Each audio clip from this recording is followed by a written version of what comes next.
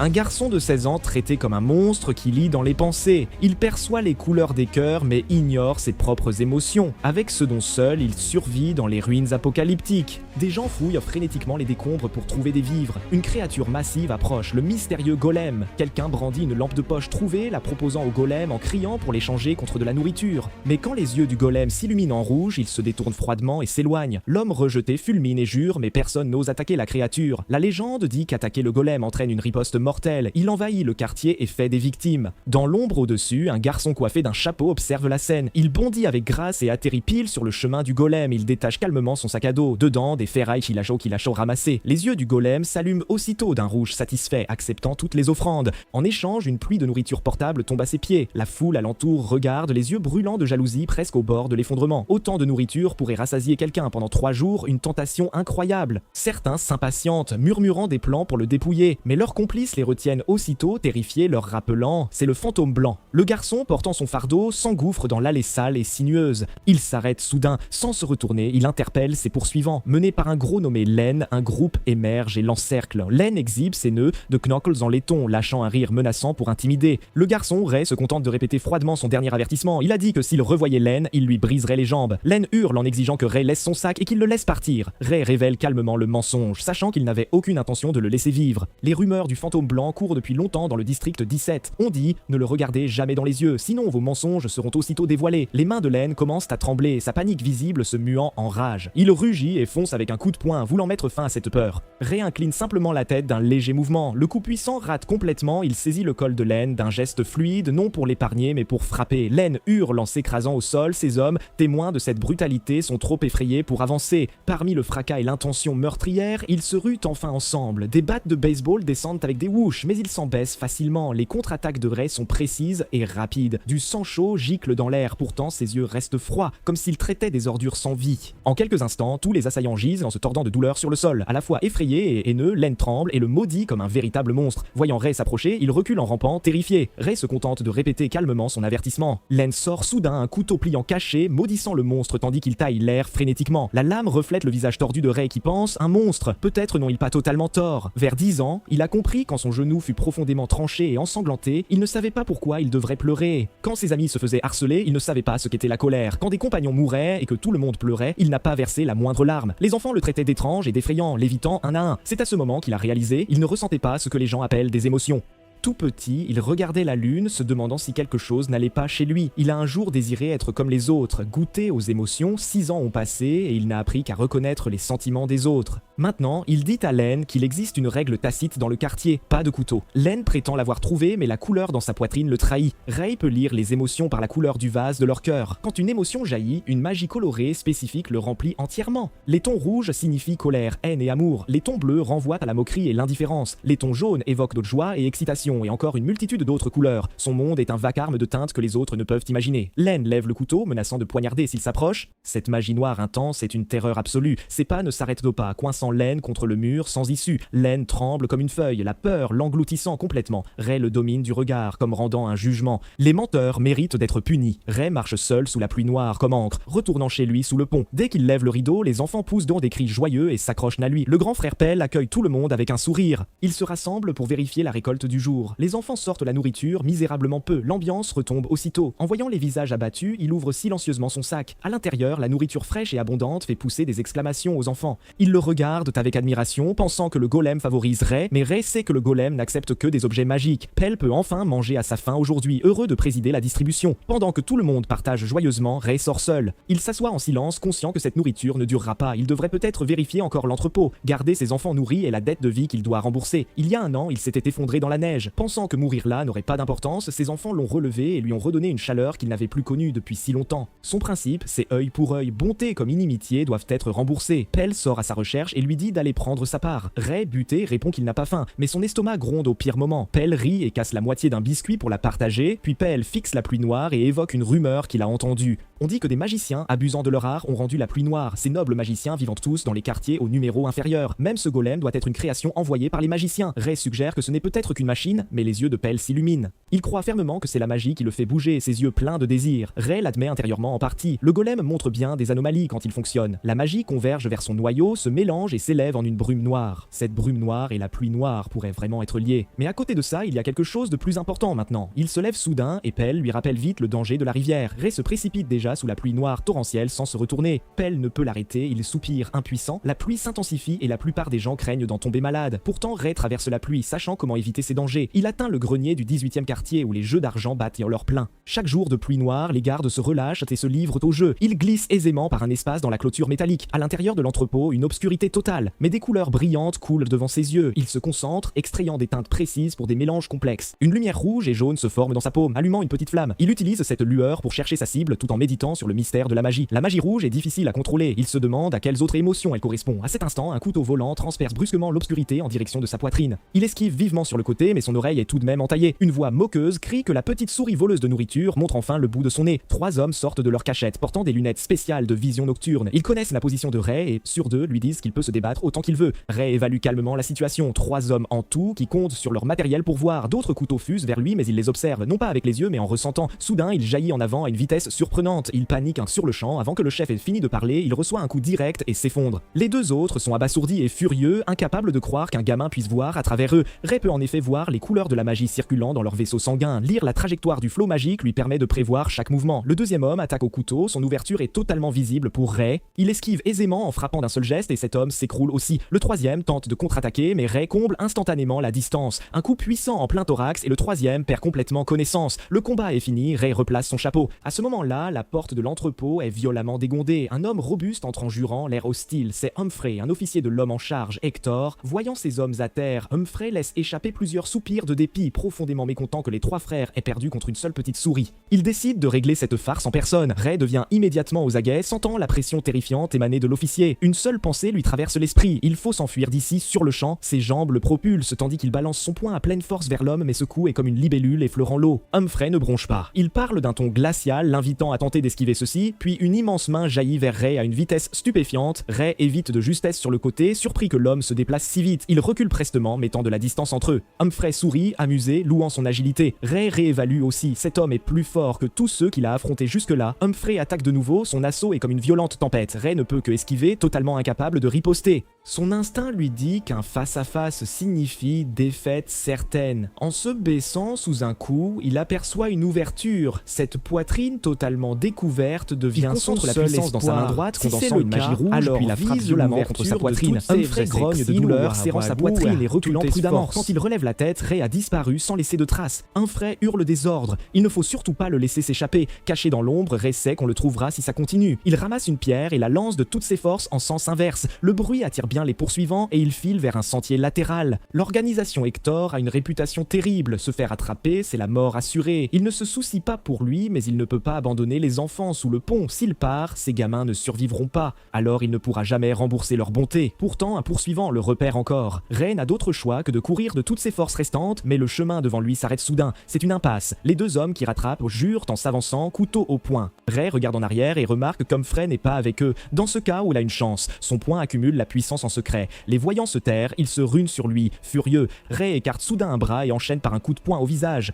L'autre homme fonce sur lui, couteau en avant, la paume de Ray condense encore cette terrifiante magie rouge. L'homme est stupéfait, ne comprenant pas d'où vient une telle force. Une magie jaune frappe immédiatement la tête, l'homme hurle et s'effondre. Même s'il a neutralisé les 2, le tumulte attire d'autres poursuivants. La magie de Ray n'est pas infinie, il doit se cacher immédiatement. Son regard tombe sur la poubelle derrière lui et il s'y jette sans hésiter. Les cris des poursuivants passent à côté, il ne le remarque pas. Ray retient son souffle dans cet espace exigu, écoutant les pas s'éloigner. Il décide de tenir ici pour la nuit. Retourner au pont maintenant ne ferait que mettre les enfants en danger. Peu à peu, tout se tait, il ne reste que le clapotis de la pluie. Il ferme les yeux, las, se demandant quand cette pluie cessera. Lorsqu'il les rouvre, c'est le lendemain matin, la lumière du soleil filtre par les fissures. Juste au moment où il bondit hors de la poubelle, une voix froide résonne. Un homme se tient juste devant lui, la poitrine flamboyante d'une lueur rouge et en colère. L'homme serre les dents, heureux d'avoir fait demi-tour. Son adversaire est en furie, tandis que l'endurance de Ray n'est pas encore revenue. L'homme hurle vouloir le tuer et fonce. Les deux s'affrontent brièvement, aucun ne prenant l'avantage. L'homme esquive, puis attaque à nouveau, sauvage. Ray recule de justesse pour l'éviter, merde, son corps perd l'équilibre tout de suite, l'homme se croit victorieux, ricanant qu'il va l'envoyer ad patre. La seconde d'après, le petit couteau file droit vers l'œil de Ray. Du sang éclabousse le visage de Ray, apportant une sensation de chaleur. Mais celui qui tombe, c'est l'homme féroce. À côté, un autre homme tient un pistolet encore fumant. Il plaisante sur la frayeur, puis allume son cigarette nonchalamment, demandant pourquoi il crée des problèmes si tôt le matin. C'est le contrôleur du district 17, Niles, aux cheveux noirs. Ray s'essuie le sang du visage, se demandant intérieurement pourquoi ce gros bonnet est venu ici maintenant. Le regard de Niles se pose sur les conserves qu'il tient et il comprend immédiatement. Ray l'avoue vaguement, mais le trouve encombrant. Il croise parfois ce genre de personnes, au détachement léger, des couleurs très pâles dans la poitrine. Niles le met en garde. Cette imprudence finira par lui coûter la vie.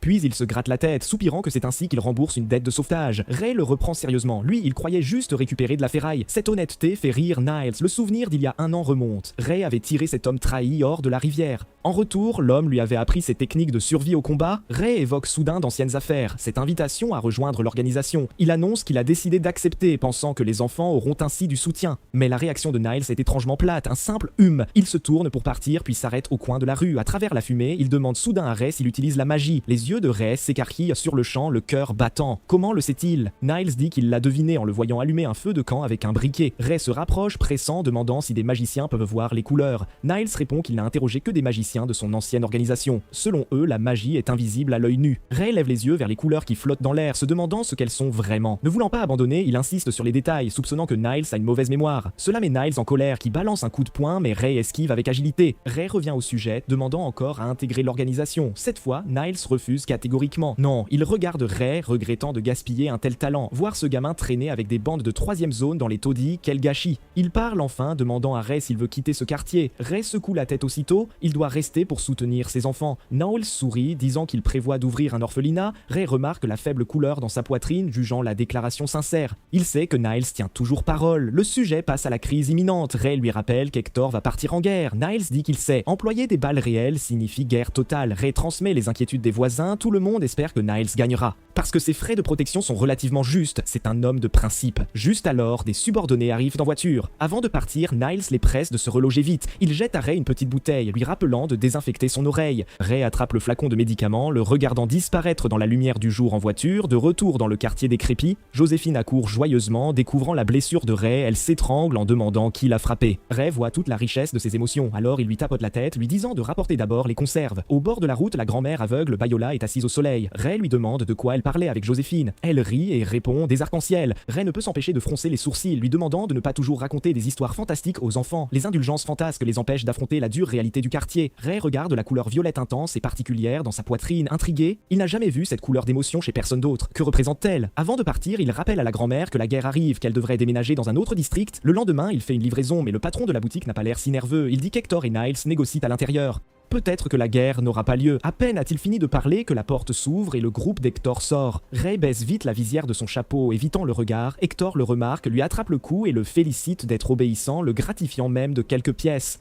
Mais tout au fond du groupe, Humphrey se retourne soudain, le regard aigu comme une lame. Il voit la plaie fraîche au lobe de Ray. Ray baisse son chapeau, tout son corps en alerte. Humphrey fronce seulement les sourcils, ne dit rien et se détourne pour partir. Ray pousse un soupir de soulagement, mais une inquiétude le ronge. Pourquoi l'a-t-il laissé partir? Le patron entre pour demander le résultat des négociations, mais l'air est tombé glacial. Niles annonce que les pourparlers ont échoué. La guerre est sur le point de commencer, le patron est abasourdi. Il ne s'attendait pas à un tel dénouement. Niles est désemparé, face à leurs exigences d'annexion exagérées, il ne peut que riposter. Il ordonne solennellement à Ray de rester sous le pont pendant cette période, ne pas sortir. Ray parcourt les rues désertes, calculant l'ombre de la guerre dans sa tête. Il doit faire des provisions avant que les combats ne commencent. À cet instant, une voiture de luxe passe brusquement devant lui. Dès qu'il reconnaît le conducteur, Humphrey, sa vigilance monte d'un cran. Cette voiture, ici, est bien trop suspecte. Il décide de suivre pour enquêter. La voiture s'arrête devant le siège de l'organisation rivale. Un groupe attend debout dans le respect. Hector ouvre lui-même la portière. Une paire de chaussures en cuir brillant foule le sol crasseux.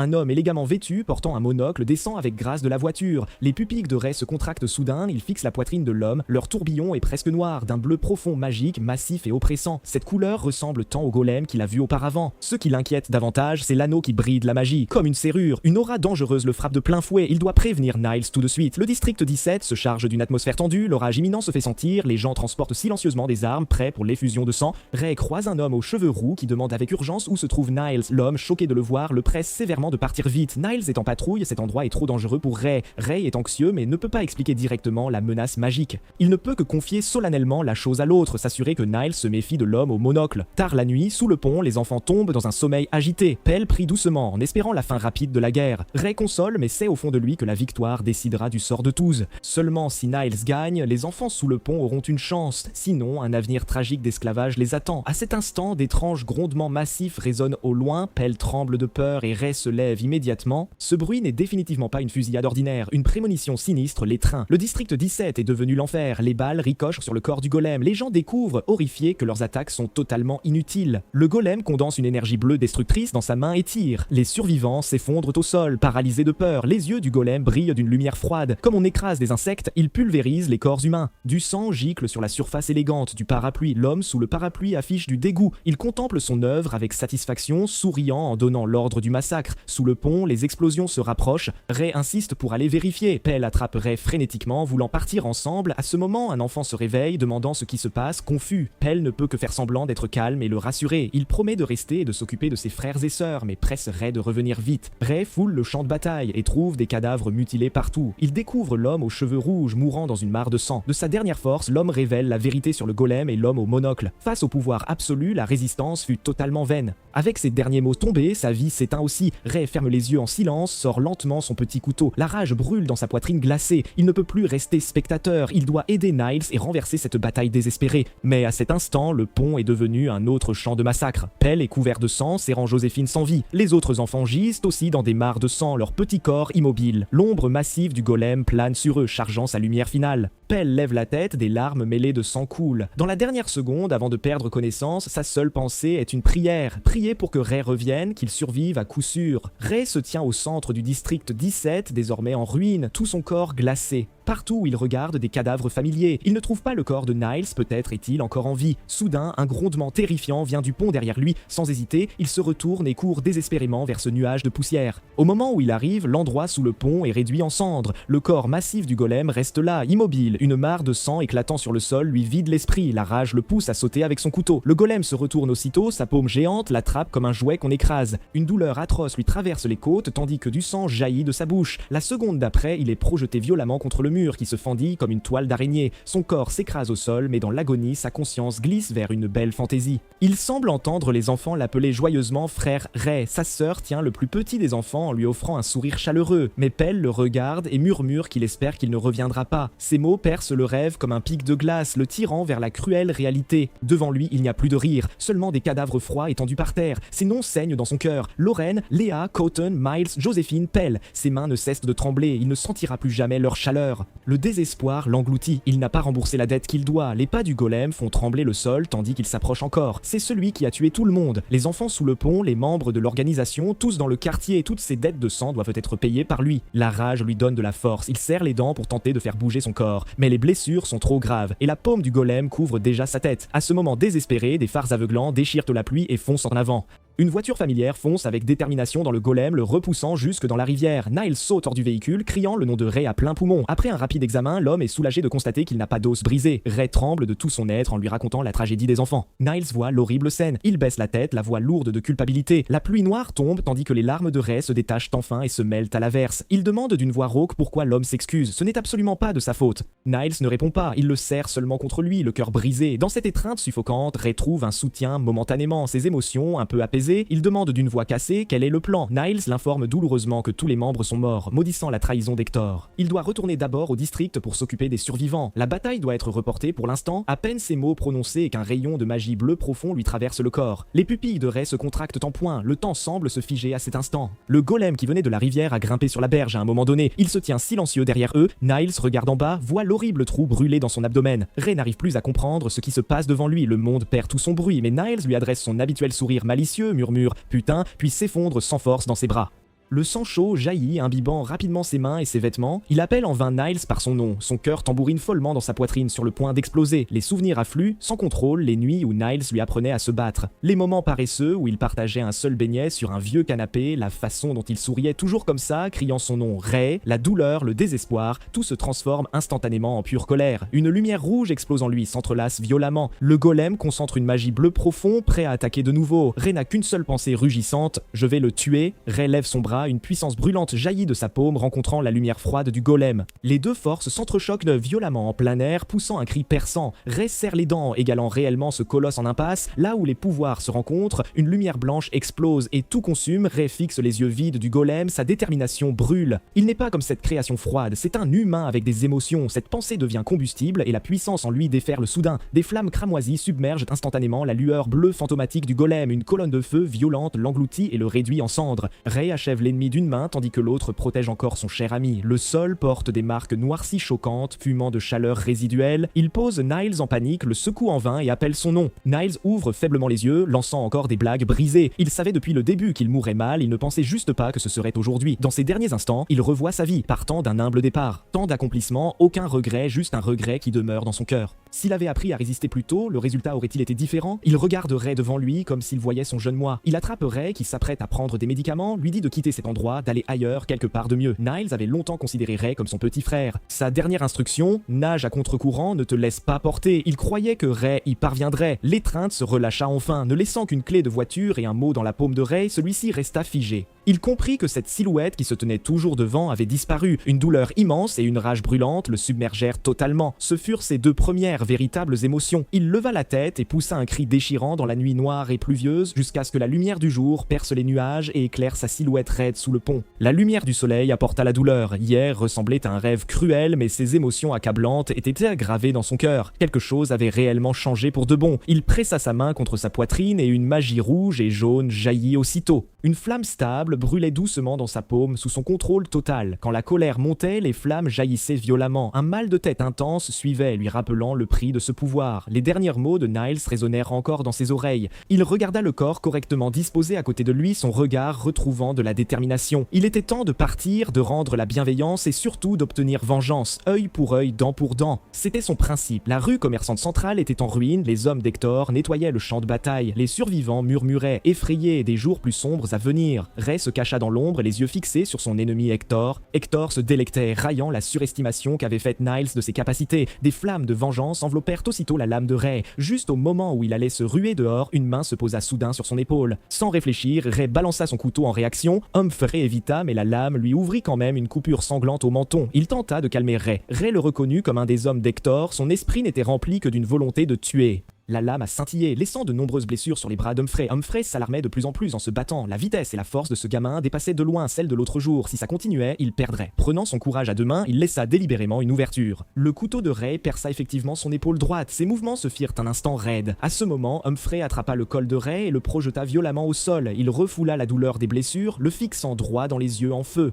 Il proposa quelque chose qui empêcherait Ray de jeter sa vie pour rien. L'intervention d'Humphrey éteignit la rage désespérée de Ray. Il évaluta froidement cet homme taciturne. L'urgence et la sincérité dans ses yeux le poussèrent à accepter d'écouter. Humphrey alla droit au but. Il lui demanda de quitter ce quartier. Le but était de retrouver son frère, vendu à la Cité des Magiciens des années auparavant. Ray refusa froidement, estimant n'avoir aucune obligation d'accepter cette requête. Mais Humphrey dévoila soudain son plus profond secret. Il savait utiliser la magie. La blessure qu'il avait infligée à Humphrey dans la poitrine cette nuit-là en était la preuve. Il avertirait que le magicien était un démon cruel qui torturait ses subordonnés de 1000 manières pour se défouler. Chercher vengeance maintenant serait un suicide. Ray contempla la magie noire tourbillonnante dans sa poitrine, hésitant enfin. Humphrey avait raison, l'instinct à lui seul ne suffisait pas face à un magicien professionnel. Survivre exigeait d'avoir un avenir. Partir était la seule façon de vivre. Humphrey pointa en amont vers la Cité des Magiciens, l'unique destination. Il fourra sans discussion toutes ses économies et les indices sur son frère à Ray. Ray ne comprit pas pourquoi il confiait tout à un inconnu, mais Humphrey dit qu'il croyait au caractère et aux capacités de Ray. Au mot « croire », il crut voir Niles poser le même regard depuis l'arrière. Les poursuivants se rapprochant urgemment, Ray prit sa décision finale. Il posa une condition, enterrer tous les corps de ses compagnons sous le pont. Humphrey acquiesça solennellement, Ray se tourna vers la lumière du soleil, laissant le quartier sombre derrière lui. Il traversa les rues rapidement, ne se détendant qu'après avoir vérifié qu'on ne le suivait pas. Au coin, la silhouette de grand-mère Béola le fit s'arrêter. Il lança une pièce, voulant poser une question. La légende de l'arc-en-ciel était-elle vraie? Pouvait-il réellement exaucer n'importe quel souhait? Les souvenirs affluèrent. La voix excitée de Joséphine, décrivant l'arc-en-ciel, résonnait à ses oreilles. Elle a dit que c'était un pont coloré marcher après la pluie. Trouver la queue de l'arc-en-ciel permettait de faire un vœu. Humphrey avait aussi dit qu'un magicien cherchait l'arc-en-ciel. Cela prouvait que la légende n'était pas sans fondement. Il doit exister. Grand-mère hocha lentement la tête. L'arc-en-ciel existe bel et bien et peut exaucer n'importe quel vœu. Seulement personne ne sait dans quel recoin il se cache. Cette réponse lui suffisait. Ray la remercia solennellement, la pressa encore de déménager, puis s'en alla. Il devait continuer d'avancer vers le chemin que Niles lui avait préparé. En suivant les indications du mot, il trouva la cible dans le district 23. Devant un bâtiment bleu, cette voiture blanche attendait calmement. La dernière promesse de Niles était désormais son seul appui. Il s'apprêtait à ouvrir la portière, mais entendit un défi hostile. C'étaient les hommes d'Hector. Ils l'avaient effectivement suivi jusque-là, ils le reconnurent, exigeant avec férocité de savoir où était Niles. Le cœur de Ray se serra, il ne pouvait plus perdre de temps à rester enlisé avec eux. Il monta résolument dans la voiture, tenta de fermer la portière et de démarrer le moteur. L'homme bondit furieux, s'accrochant désespérément à la portière qui se refermait, les deux enchevêtrés dans un bras de fer rapproché. Le temps s'égrena seconde après seconde, Ray sentait l'effet de la magie d'amélioration s'estomper rapidement de son corps. Il n'hésita plus, sa main libre condensant le reste de son pouvoir. La magie jaillit comme une balle invisible et frappa entre les sourcils de l'homme. Celui-ci lâcha prise et tomba à terre. Ray claqua la portière et écrasa l'accélérateur sans hésitation. Le moteur rugit, les roues crissèrent sur la poussière, tout rétrécit rapidement dans le rétroviseur. Il quitta enfin la cage qu'on appelait le district 50. La voiture longea le lit de la rivière déserte. À la tombée du jour, Ray arrêta la voiture, ouvrit le coffre. À l'intérieur étaient des provisions préparées par Niles, mais le district suivant restait loin, pas atteignable en un jour ou deux.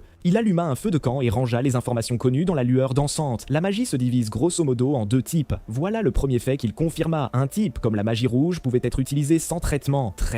L'autre doit passer par un mélange et qu'une fusion de couleurs pour agir. La magie sommeille généralement. Seules de fortes émotions peuvent te la faire remonter. Il se concentra sur la haine bouillonnante, respirant avec difficulté. Une magie que c'était sa limite émotionnelle pour l'instant. Il décida d'essayer des mélanges de couleurs plus complexes. Différents halos commencèrent à apparaître, mais des magies aux propriétés opposées se heurtèrent et se dissipèrent avant de pouvoir fusionner. La frustration monta. Le mélange des couleurs exigeait un contrôle d'une finesse incroyable. L'énergie mentale consommée dépassait de loin celle nécessaire pour extraire une seule couleur de magie. Pourtant, il devait exister des combinaisons capables de fusionner parfaitement. Il dut se remettre à étudier ces formules de mélange de couleurs qu'il méprisait autrefois, car il avait besoin de devenir puissant maintenant. Il leva les yeux et vit une aurore, comme une magie brillante coulant dans le ciel. Le lendemain, il poursuivit son voyage. Sous le soleil écrasant, il ne pouvait se reposer que brièvement à l'ombre des rochers. La nuit devint le meilleur terrain d'entraînement. Il s'exerça à plusieurs reprises sous les étoiles. Les progrès furent lents, mais il parvint enfin à peine à contrôler la magie la plus basique. Avant de dormir, il réfléchit encore à des méthodes plus efficaces. Et si l'on pouvait préstock la magie dans des contenants, l'utiliser à volonté, comme l'anneau flottant sur la poitrine de ce magicien, en atteignant le district 49, il trouverait forcément une solution. Pendant ce temps, le district 50 était tombé dans le chaos. La patience du magicien avait visiblement atteint ses limites. Son ton était glacial. Son subordonné s'excusa en tremblant, promettant de retrouver le golem immédiatement. Sa réponse fut une baguette froide pointée droit sur lui. Le subordonné, terrifié, implora une dernière chance, mais le magicien lui ordonna de saisir la baguette. Dans une peur extrême, il ne put que s'exécuter. Instantanément, un froid glacial le traversa comme un éclair, parcourant tout son corps. Bientôt, il devint une sculpture de glace rigide. La sculpture tomba et se brisa en morceaux. Le magicien se contenta de lâcher un commentaire froid. Inutile, juste à ce moment, quelqu'un remarqua des rainures étranges et des traces de combat au sol. Ces traces montraient que le golem avait lutté ici avec intensité. Le magicien s'approcha, percevant vivement des fluctuations résiduelles dans l'air. Il semblait qu'une magie puissante avait circulé ici autrefois. Il se baissa pour observer attentivement et demanda qui habitait ici auparavant. Son subordonné répondit rapidement: des orphelins de la rue prenaient refuge ici. Mais le magicien fronça les sourcils. Des orphelins, pourrais-je manier une telle magie? Le magicien se tut d'abord, puis bascula la tête en arrière en riant comme s'il entendait une plaisanterie. Ne croyant pas que des orphelins puissent s'auto-enseigner et élaborer des formules élémentaires, il conclut qu'un magicien étranger avait détruit le golem et ordonna une enquête complète. Mais au moment où il s'apprêtait à partir, une pensée absurde le traversa. Et si c'était vraiment un orphelin? Alors cet enfant serait un génie magicien sans précédent. Et à cet instant, Ray arriva enfin dans le district 49. Ray ne pouvait s'empêcher de se souvenir d'avant l'incident de Niles. À l'époque, il lui avait décrit le lieu de sa naissance. Il disait que le district 42 était aussi un égout puant. Mais la différence, c'était qu'il était bien plus vaste que le district 50.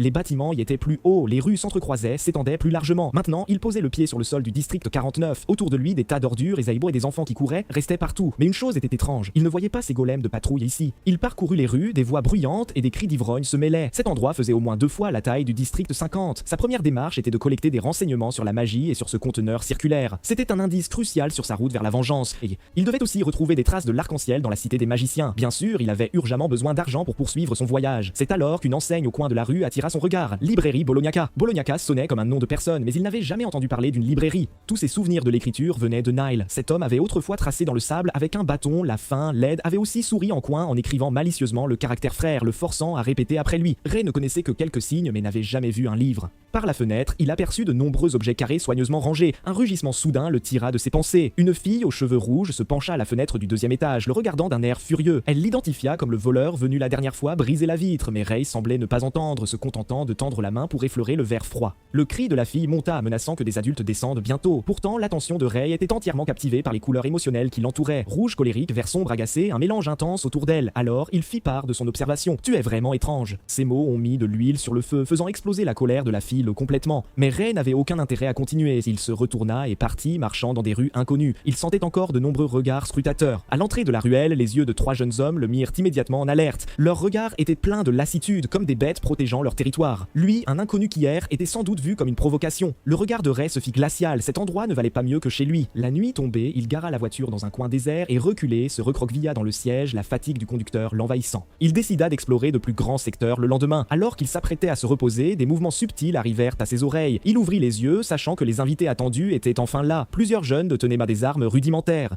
Ils s'approchèrent silencieusement de la voiture. Ils chuchotaient pour savoir comment le maîtriser et trouver la clé du coffre. Il devait y avoir de la nourriture à l'intérieur. Au moment où l'un d'eux toucha la voiture, Ray bougea. L'imperméable dans sa main fouetta l'air comme un fouet précis et cruel. Le chef ne comprit même pas ce qui lui arrivait avant d'être projeté en arrière. Les autres restèrent figés, terrifiés. Ray avait déjà sauté hors de la voiture tel un léopard. Avant qu'il ne puisse réagir, il en avait déjà maîtrisé un autre. Quelqu'un leva un tuyau pour frapper. Il l'attrapa et le lança d'un geste sans effort. Ray les rappela calmement à serrer les dents. Quelques instants plus tard, plusieurs jeunes étaient agenouillés proprement devant lui, tremblant. Ray croisa les bras, les regarda de haut et demanda froidement combien de ruses ils occupaient vraiment. Ils gardèrent les dents serrées, refusant de parler jusqu'à ce qu'un poing frôle encore leurs joues. Il trembla et dit 3. Ray pressa pour des chiffres précis et ils balancèrent au hasard des numéros, mais la lueur verte dans leur poitrine trahit l'agitation, l'anxiété et la peur. Sans hésiter, Ray écrasa violemment sa main. Des cris perçants résonnèrent dans la nuit, terrifiant les deux autres. Ray se tourna vers la prochaine cible, celui-ci, mort de peur, cracha tout d'une seule traite. Ils occupaient en réalité 14 pâtés de maison avec 52 membres au total. Leur chef s'appelait Cédric, basé dans une usine abandonnée. Il interrogea sur les ordres précis du leader. Ils dirent que le chef avait ordonné de le laisser en vie. Le but était de voler de la nourriture et il surveillerait ses déplacements. Avant qu'il n'ait fini de parler, quelqu'un bondit du toit de la voiture derrière lui, un couteau à la main. Ray ne se retourna pas, une lueur magique bleu pâle irradiait de son corps. En un instant, une bourrasque étrange surgit de nulle part, sable et pierres tourbillonnant dans l'air. L'assaillant hurla en se couvrant les yeux, son attaque s'effondra sur le champ. Tout de suite après, son corps reçut de lourds coups à plusieurs endroits. Tout le monde resta bouche bée. Ray s'avança vers lui saisit les cheveux et le releva, lui ordonnant d'avertir le chef. Il n'était pas le seul à observer depuis l'ombre. Le lendemain, Ray parcourut les rues inconnues du district 49. Aujourd'hui, il souhaitait chercher du savoir magique dans des livres. Peut-être y trouverait-il des indices liés à son pouvoir. 3 jeunes surgirent soudain pour lui barrer le chemin, prétendant vouloir parler. Ray les reconnut comme faisant partie du groupe d'hier, mais il souriait en disant que le boss appréciait vraiment ses compétences. Le jeune sortit un billet, mais honteusement, il découvrit qu'il ne savait pas lire et ses sbires derrière lui étaient aussi analphabètes. Sans un mot, Ray arracha le billet et le lut lui-même. Ce geste laissa les 3 voyous bouche bée. Un truand de rue qui sait lire. Le billet n'était qu'une invitation simple. « Deviens mon subordonné. Repas garanti. » Ray ignora le contenu et demanda plutôt comment ils choisissaient leur chef. En entendant que c'était le combat qui désignait le plus fort, il prit sa décision sur le champ, il se retourna et leur dit de le guider. Il rencontrerait personnellement ce boss. Ils arrivèrent à une usine abandonnée appelée La Base. En traversant le hall vide, la scène au fond se dévoila, des dizaines de regards hostiles braqués sur lui.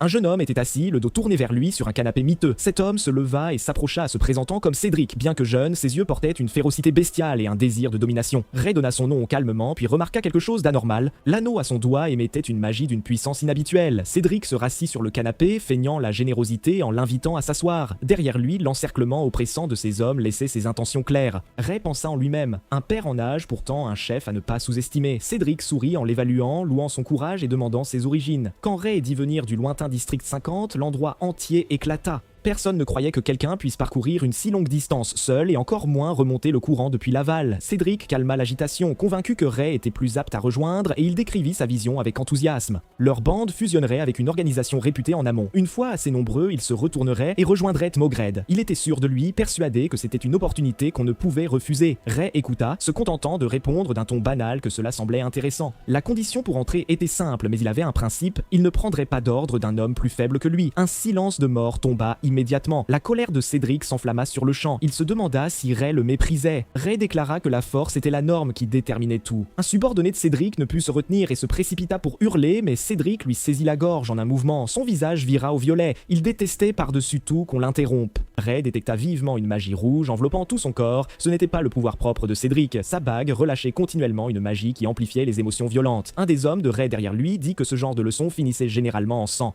Ray bougea imperceptiblement le doigt pour tenter de bloquer le flux flux magique de la bague. Dès que la connexion magique se rompit, le mouvement de Cédric s'arrêta soudainement. La fureur dans ses yeux se retira comme une marée, il tourna même le visage en souriant, en s'excusant pour son emportement. Ray eut une idée, il voulut mieux voir, alors il parla à nouveau, le ton plat, répétant la provocation. La chaîne de raison de Cédric se brisa, la rage le submergea de nouveau. Ces hommes étaient morts de peur. Ray comprit parfaitement. La bague influençait les émotions de son porteur. La magie coupée, Cédric se calma encore. Ray profita de l'occasion pour proposer un pari, le poste de chef en jeu. S'il perdait, il obéirait à Cédric désormais. Cette proposition enthousiasma Cédric. Il organisa le combat une semaine plus tard devant tout le monde dans tous les quartiers. Ray accepta sans hésiter puis demanda l'origine de la bague. Cédric répondit qu'après l'avoir battu, il connaîtrait naturellement la vérité. Pourtant, il était sûr que ce jour n'arriverait jamais. Le lendemain, Ray arpentait les rues, repensant toujours à cette bague étrange. Un bruit sec frappa soudain derrière sa tête. Sans se retourner, il attrapa le bloc de pierre. Des voyous armés de massues l'encadrèrent. De l'autre côté, quelqu'un avec un marteau de fer avait aussi bloqué la retraite. Il hurlait que c'était leur territoire, et qu'ils allaient lui donner une leçon. Ray n'avait pas envie de discuter. Il fit un crochet du doigt, leur faisant signe d'attaquer tous ensemble. Le combat se termina vite, ne laissant que des gémissements sur le sol. Dorénavant, où qu'il aille, des bagarres venaient frapper à sa porte sans relâche. Le pacte de combat avec Cédric s'était manifestement répandu dans le quartier. D'autres secteurs le voyaient comme un intrus à réprimer collectivement. Ray s'en fichait. C'était précisément le résultat qu'il voulait provoquer. La magie se maîtrisait mieux en combat réel. Plus la maîtrise était haute, plus les incantations étaient rapides et moins elles coûtaient. Provoquer sans cesse pour déclencher des combats était l'idéal. Mais soudain, il se tourna vers les rues vides, parlant à l'air, demandant à cet observateur caché combien de temps il comptait regarder. Une personne coiffée d'un chapeau et portant des lunettes apparut hésitante. En voyant ses cheveux gris et son visage glacial, elle trembla, le suspectant d'être un chasseur. Ray l'évalua en un instant, plus frêle et plus faible que Pierce. Ça ne ressemblait pas à un combattant et pourtant il l'avait suivi jusqu'ici. Seul, il s'avança directement, lui ordonnant froidement d'enlever ses lunettes. Le garçon recula effaré, agitant les mains pour nier toute mauvaise intention. Ray s'arrêta, l'interrogeant du regard sur ses véritables intentions. Le garçon s'appelait Philippe, il se ressaisit nerveusement et dit qu'il avait une proposition importante. Philippe conduisit Ray vers une zone reculée de la partie est de la ville. En chemin, Philippe prononça ce titre résonnant, chasseur, le surnom que les gens lui donnaient après qu'il ait appris des leçons aux malfaiteurs partout. Enfin, ils s'arrêtèrent devant un bâtiment blanc sans prétention. Dès qu'il poussa la porte, les voix bouillonnantes et la scène glacèrent Ray. À l'intérieur, des enfants partout, courant, sautant, se disputant, travaillant, une vitalité chaotique et débordante. Philippe présenta fièrement son restaurant Philippe, d'une envergure bien au-delà de l'imaginable, abritant plus d'une centaine d'enfants. Ray remarqua aussitôt un trait commun chez les enfants. La plupart étaient très jeunes ou frêles. Philippe acquiesça, loua son observation et expliqua la raison. Dans cette zone minière, les accidents étaient fréquents, laissant beaucoup d'orphelins démunis. Mais justement, à cause de ça, il y avait aussi beaucoup d'emplois nécessitant du travail d'enfants. Philippe n'affrontait pas directement les gangs locaux, mais choisissait de commercer avec eux. Il versait une partie de l'argent en échange de laisser les enfants travailler. Il se disait intermédiaire, offrant un toit mais pas de la charité. Ray regarda cette base immense, difficile d'imaginer comment elle avait été bâtie. À ce moment-là, un garçon nommé Jonathan accourut. Il venait payer le loyer du mois. Philippe recueillit l'argent efficacement puis l'enregistra soigneusement dans son carnet. Sentant le regard de Ray, il lui tendit ce carnet. En le feuilletant, Ray aperçut une page avec son portrait grossier. Noté à côté, chasseur, impassible, terriblement effrayant, approcha prudemment. Ray indiqua calmement qu'il avait fait pas mal d'enquêtes sur lui. Philippe ne s'attendait pas à ce qu'il lise, s'excusant avec embarras à plusieurs reprises. Il expliqua qu'il aimait juste observer les gens sans mauvaise intention. Mais Ray rendit le carnet, avouant qu'il n'était pas en colère pour ça. Philippe poussa un soupir de soulagement, le conduisant vers une pièce au fond du bâtiment. Deux hommes à la porte jetèrent des regards méfiants, annonçant que des étrangers entraient. Philippe sourit et montra l'identité de Ray, ce fameux chasseur. Leur attitude changea aussitôt, ouvrant le passage. Derrière la porte s'étendait un monde soigné et élégant. Philippe enferma le loyer, fraîchement collecté dans une armoire, puis parla de principe d'affaires. Il dit que l'argent se regagnerait, mais qu'une confiance perdue était difficile à restaurer. Ray le regarda, incapable de voir qu'il avait en face de lui un jeune homme qui lui ressemblait. Il demanda directement ce qu'il voulait exactement proposer. Philippe prit une profonde inspiration, peur et détermination mêlées. Rassemblant son courage, il proposa formellement une coopération, espérant qu'après que Ray aurait vaincu Cédric, il pourrait devenir son associé commercial. Ray ne répondit pas tout de suite, se contentant de l'observer en silence. La poitrine de Philippe tourbillonnait d'un jaune brave et d'un petit noir craintif. Ray riposta en demandant pourquoi il était certain de ne pas perdre. Philippe répondit avec assurance, se fiant à son intuition pour lire les gens. Il dit qu'il savait observer les gens par les détails, comprendre leur essence. Par exemple, le regard de Ray retombait toujours sur la poitrine des gens pendant les conversations, peut-être révélant un traumatisme psychologique lié aux yeux ou aux expressions. Le cœur de Ray tressaillit, poursuivant la question. Philippe continua d'énumérer des exemples. Il commençait toujours par le pied droit en tournant, et ce style de combat qui analysera calmement l'adversaire avant de frapper, c'était la première fois que quelqu'un disséquait le comportement de Ray avec autant de minutie. Auparavant, les regards derrière des autres n'exprimaient que peur, dégoût ou distance. Longtemps, il n'avait guère senti d'émotion au-delà de la colère et du chagrin. À cet instant, une idée germait doucement. Peut-être que ce jeune était différent, qu'il pourrait l'aider à atteindre des émotions plus enfouies. Philippe analysait encore nerveusement les probabilités de victoire en listant les raisons, mais Ray dit simplement qu'il acceptait la proposition. Il fixa les détails des conditions conditions, prévenant seulement de ne pas essayer d'abuser de la situation. Le visage de Philippe s'illumina d'un large sourire, il acquiesça à plusieurs reprises. Avant de partir, Ray proposa une condition supplémentaire, il avait remarqué le vaste réseau de Philippe dans ce milieu et lui demanda d'aider à retrouver quelque chose qu'il cherchait. 2 jours plus tard, le mécanicien bavarda sans fin sous un soleil de plomb. Ray resta silencieux tout du long sans répondre à ses paroles. L'homme lui demanda soudain de l'aide pour un outil. Ray vit la clé sur la caisse à outils. Il effleura à peine son doigt et usa de magie. La clé et les écrous flottèrent discrètement vers le mécanicien. L'homme se retourna, trouva les outils et se dit que sa mémoire lui jouait des tours. La voiture fut enfin réparée. Le mécanicien annonça fièrement qu'il avait utilisé en secret les meilleures pièces. Ray le remercia brièvement, mais l'homme lui répondit que c'était pour Philippe. Au fond, Philippe était le bienfaiteur qui leur avait trouvé du travail. Ray découvrit que la popularité de Philippe était réellement meilleure que prévu. Avant de s'en aller, le mécanicien remit un billet confié par Philippe. Il contenait des informations difficiles à transmettre à l'oral et qu'il fallait voir soi-même. Ray retourna à sa voiture et lut attentivement le papier déplié. Il se souvint qu'il y a 2 jours, il avait demandé à Philippe de rassembler des renseignements sur des magiciens et l'autre avait accepté avec assurance. Son efficacité était indéniable, pourtant la note ne recensait que des hommes costauds ou des gens mangeant leur pain sans expression. Ces informations inutiles laissèrent Ray désemparé, mais un enregistrement attira son attention. Il décida d'aller vérifier lui-même ces individus suspects un par un. En suivant les adresses, il aperçut un cuisinier portant une cargaison qui marchait d'un pas rapide. Après une longue observation, il a silencieusement rayé ce nom. Les gens de la liste furent éliminés un à un, ne laissant finalement que le dernier. D'après la description, c'était un homme solitaire vivant dans une cave. L'information la plus cruciale, il avait miraculeusement échappé à un accident une fois. Un tuyau d'eau tombant de l'étage supérieur changea soudainement de direction à cause d'une rafale, et cet homme, face au danger, n'afficha aucune surprise. Ray conclut intérieurement que cet homme était très probablement un magicien. Juste au moment où il s'apprêtait à le chercher, un remue-ménage l'attira.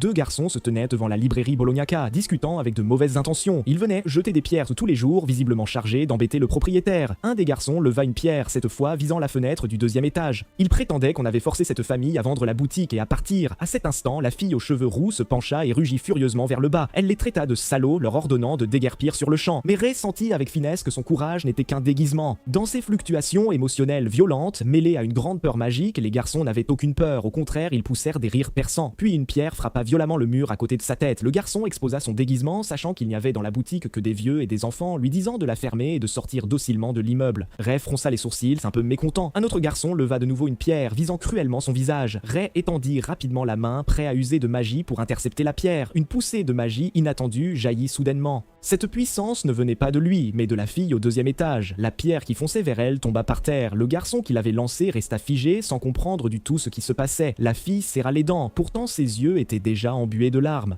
Cette fille était en fait la magicienne que Ray cherchait. Le vent étrange soudain mit les 2 garçons très confus. N'y croyant pas, ils décidèrent d'essayer de lancer à nouveau. 2 pierres furent jetées violemment en même temps, fonçant droit sur elle. Elle ferma les yeux désespérément, se disant qu'elle ne pourrait sûrement pas esquiver cette fois. Au moment critique, Ray passa enfin à l'action. Un vent encore plus féroce que le précédent se leva soudain, formant une barrière. Une pierre revint précisément et frappa la face du garçon qui l'avait lancée. Avant que l'autre ne puisse réagir, sa joue reçut aussi un violent coup. Ce n'est qu'alors que Ray sortit de l'ombre en jetant la pierre. Il leva les yeux vers la fille près de la fenêtre, disant doucement « Ça fait longtemps ». Blanica fut à la fois choquée et ravie, ses joues rougissant sans contrôle. Finalement, les 2 garçons prirent une bonne leçon. Elle s'inclina en remerciements sincères, reconnaissante qu'il ait sauvé la librairie et elle-même. Ray indiqua qu'il avait en fait quelque chose à demander. Ils parlèrent en même temps, posant des questions similaires. Il demanda si elle était magicienne, elle demanda s'il utiliserait la magie. L'atmosphère devint un peu gênante et elle l'invita vite à entrer pour parler. En entrant dans la librairie chaleureuse, Ray observa autour de lui. Curieux, la jeune fille sourit et se présenta.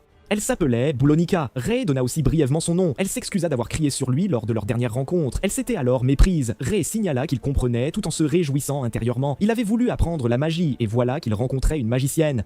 Assis, Ray demanda directement comment elle avait appris la magie. Elle répondit que c'était son grand-père adoptif qui lui et à ses frères l'avait enseigné. Les yeux de Ray s'illuminèrent et il insista pour savoir si le grand-père connaissait aussi la magie. À la confirmation, il réclama avec empressement à le rencontrer. Belineka parut hésiter, elle devait d'abord vérifier l'état du grand-père. À ce moment-là, elle remarqua la blessure près de son oreille et s'écria, alarmée. Elle se pencha nerveusement en disant que la laisser ainsi laisserait une cicatrice. Des doigts chauds s'approchèrent doucement de son oreille, apportant une sensation étrange. Une douce lumière blanche déborda de ses doigts. La blessure se referma rapidement. Elle poussa un soupir de soulagement en disant que c'était fait. Mais il demanda avec excitation comment elle avait fait. Il l'avait vue. Elle venait d'utiliser de la magie blanche. C'était un pouvoir qu'il ne pourrait jamais maîtriser, quoi qu'il fasse. La magie blanche ne répond qu'aux soins et à la dévotion. C'était un domaine à jamais hors de portée pour quelqu'un comme lui, incapable d'empathie. Pourtant, Blonica déclara qu'elle n'avait jamais entendu parler de magie blanche. Ce n'est qu'alors que Ray se souvint de la remarque de Niall selon laquelle les yeux nus des magiciens ne voyaient pas la magie. Blonica réfléchit un instant, demandant timidement s'il voulait dire l'élément régénération. Elle expliqua que la magie de guérison invoquait des éléments de régénération. Leur type était très nombreux, en tout au moins plus d'une centaine. Ray fut intérieurement stupéfait, il venait d'acquérir un tout nouveau savoir. Il devint encore plus pressé de rencontrer ce grand-père. Bolognaca lui demanda d'attendre pendant qu'elle montait vérifier. Laissé seul dans la librairie, Ray parcourut les rayonnages avec soin. En regardant des livres coûteux, il n'osa pas les toucher. Soudain, réalisant qu'il ne s'était pas lavé depuis des mois, son corps exhalait une forte odeur, se rappelant qu'elle s'était penchée si près tout à l'heure. Ne l'avait-elle pas senti ou supportait-elle en silence? À ce moment, son regard balaya le bureau. Plusieurs gros carnets l'attirèrent. Un titre fit rétrécir ses pupilles. On lisait clairement sur les causes de l'expansion de la pluie noire. Belineka descendit précipitamment mais ne vit pas la silhouette de Ray. Il apparut soudain derrière elle, l'effrayant si bien qu'elle manqua de sursauter. Ray demanda directement s'il y avait des livres sur la magie ici. Il ajouta qu'il avait déjà cherché une fois sans rien trouver. Belineka fut fort surprise qu'il sache lire et chercher si vite, puis expliqua que son grand-père dormait profondément et ne devait pas être dérangé. Avec une pointe de timidité, elle l'invita doucement à revenir demain. Ray acquiesça, puis se tourna pour partir. Mais Bolognaca voulut savoir pourquoi il tenait tant à rencontrer le grand-père. La main de Ray sur la porte s'arrêta. Il finit par dire qu'il cherchait l'arc-en-ciel. Cet après-midi-là, Ray resta assis dans un restaurant, étudiant soigneusement les indices. Les informations indiquaient que l'homme ciblé vivait en face, avec des allées et venues d'une régularité extrême. Il sortait et revenait ponctuellement à heure fixe chaque matin et chaque soir. La signature du fournisseur en fin du rapport attira l'attention de Ray. Un serveur nommé Johnny apporta justement la nourriture. C'était le pourvoyeur du renseignement. Johnny déclara spontanément que ce repas était pour lui, paraissant extrêmement excité. Il appela Ray avec ferveur le grand héros dans les petits cœurs d'enfants faibles. Ray en profita pour demander si l'emploi du temps de cet homme était fiable. Johnny garantit une ponctualité quasi parfaite, comme une horloge vivante. Puis le patron le rappela au travail. Ray regarda l'horloge murale. Il restait encore 1 heure avant l'heure prévue. Il ne put que réprimer son anxiété et commencer à attendre en silence. Quand l'aiguille des heures pointa vers 7, cette silhouette apparut ponctuellement dehors, par la fenêtre. Les pupilles de Ray se contractèrent soudain, son cœur s'alourdissant. La poitrine de cet homme portait aussi 2 anneaux familiers. Cela démontrait sans doute qu'il était bien un magicien. Ray posa immédiatement l'argent et se précipita dehors, se dirigeant droit vers ce sous-sol. Il estima que l'homme n'avait qu'1 heure. Il devait saisir l'occasion. L'entrée du sous-sol, sombre et chargée d'une atmosphère lourde et nauséabonde, la porte était bien verrouillée, mais cela n'entama pas sa détermination à chercher la vérité. Il tendit la main, se concentra pour lancer sa magie. Un éclat coloré glissa vers la serrure. Un léger déclic, la porte céda. Même Ray fut surpris de ce succès inattendu. Il chassa ses doutes et pénétra rapidement à l'intérieur pour fouiller. De grandes quantités de lettres froissées dans la poubelle attirèrent son attention. Les documents reconstitués révélaient un paria expulsé d'une organisation. La lettre évoquait la pierre de sang et le sacrifice de 66 orphelins. Ray se rappela aussitôt ce que lui avait dit Cédric.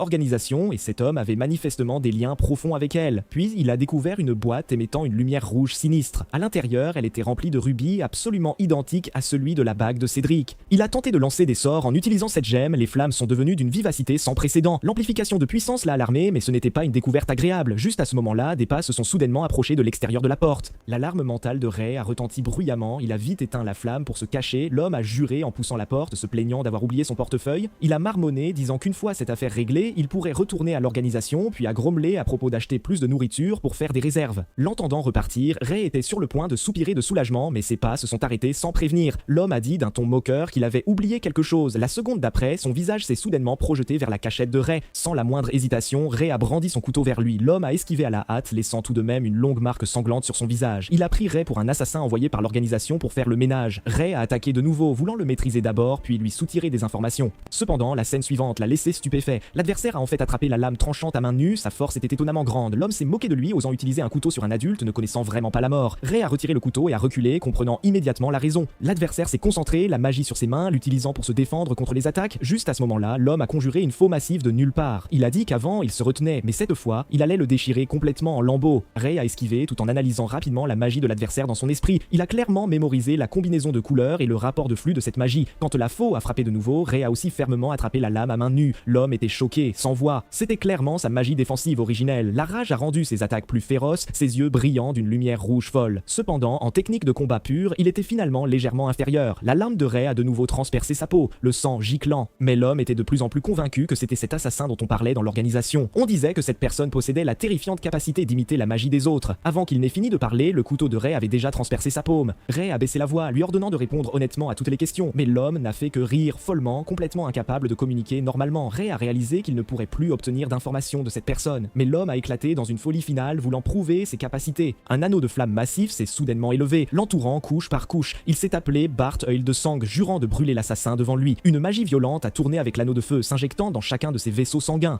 Ray a senti un danger extrême, utilisant immédiatement la magie pour protéger tout son corps. Il a instantanément construit une barrière colorée, bloquant les flammes déferlantes. L'homme a ri follement dans le feu, se moquant de savoir si l'assassin ne pouvait que se défendre. Les attaques sont devenues plus féroces, Ray savait que la barrière ne tiendrait plus très longtemps. L'adversaire a fusionné avec les flammes, rendant le combat rapproché impossible. Juste à ce moment-là, la magie de l'homme a de nouveau déferlé, le feu s'intensifiant. Ray a pris une décision rapide. Il devait d'abord éteindre le feu. Le voyant retirer la barrière défensive, l'homme fut choqué. La seconde d'après, de claires gouttelettes d'eau sont apparues de nulle part dans l'air étouffant. L'homme a découvert avec horreur que l'adversaire pouvait simultanément contrôler un autre élément. L'eau s'est enroulée autour du poing de Ray, se transformant en une colonne d'eau déferlante qui a frappé. L'homme a finalement réalisé que la personne devant lui n'était absolument pas l'assassin de l'organisation, mais ses questions étaient déjà complètement englouties par des vagues accablantes. Une fois la bataille terminée, Ray est revenu au rez-de-chaussée, se sentant étourdi. Un saignement de nez chaud a coulé. C'était l'effet secondaire de l'épuisement mental. Il ne ressentait aucune joie dans son cœur, seulement une lourdeur. Un aboyeur appelé Huile de Sang était déjà si puissant. Alors son ennemi, à quel point serait-il terrifiant ? Avec son état actuel, la vengeance était absolument impossible, mais il croyait profondément qu'il pourrait certainement devenir plus fort. Puis il a fouillé dans sa poche, plusieurs pierres de sang saisies reposaient dans sa paume. Le lendemain matin, Ray est venu à la librairie comme promis. Belineka l'a chaleureusement accueilli, son regard se posant sur lui. Elle a remarqué qu'il avait changé d'imperméable depuis la veille, portant maintenant du blanc. Ray a seulement répondu froidement, disant que ce vieux manteau était déjà jeté. Après la confrontation de la nuit dernière, porter ce manteau de nouveau était dangereux. Bolognaca l'a conduit à l'étage, disant qu'elle avait informé grand-père de son aide. Sur le palier de l'escalier, Ray a vivement senti des regards indiscrets. Deux petites silhouettes se cachèrent derrière la porte, regardant curieusement. L'instant où leurs yeux ont rencontré les siens, elles ont reculé de peur. Bologna expliquait un peu maladroitement que c'était des orphelins adoptés par grand-père. Ray, presque sans réfléchir, a spéculé que c'était pour enseigner la magie. Les yeux de Bologna se sont instantanément écarquillés, étonnés par sa perspicacité. Mais Ray a trouvé cela tout à fait naturel. Sinon, pourquoi ramener ces orphelins ? Bolognaca l'a conduit dans la pièce. À l'intérieur, un vieil homme aux cheveux et à la barbe blanc était assis droit sur le lit. Son regard s'est lentement déplacé, se posant sur Ray. Il a renvoyé Bolognaca, seuls les deux sont restés dans la pièce.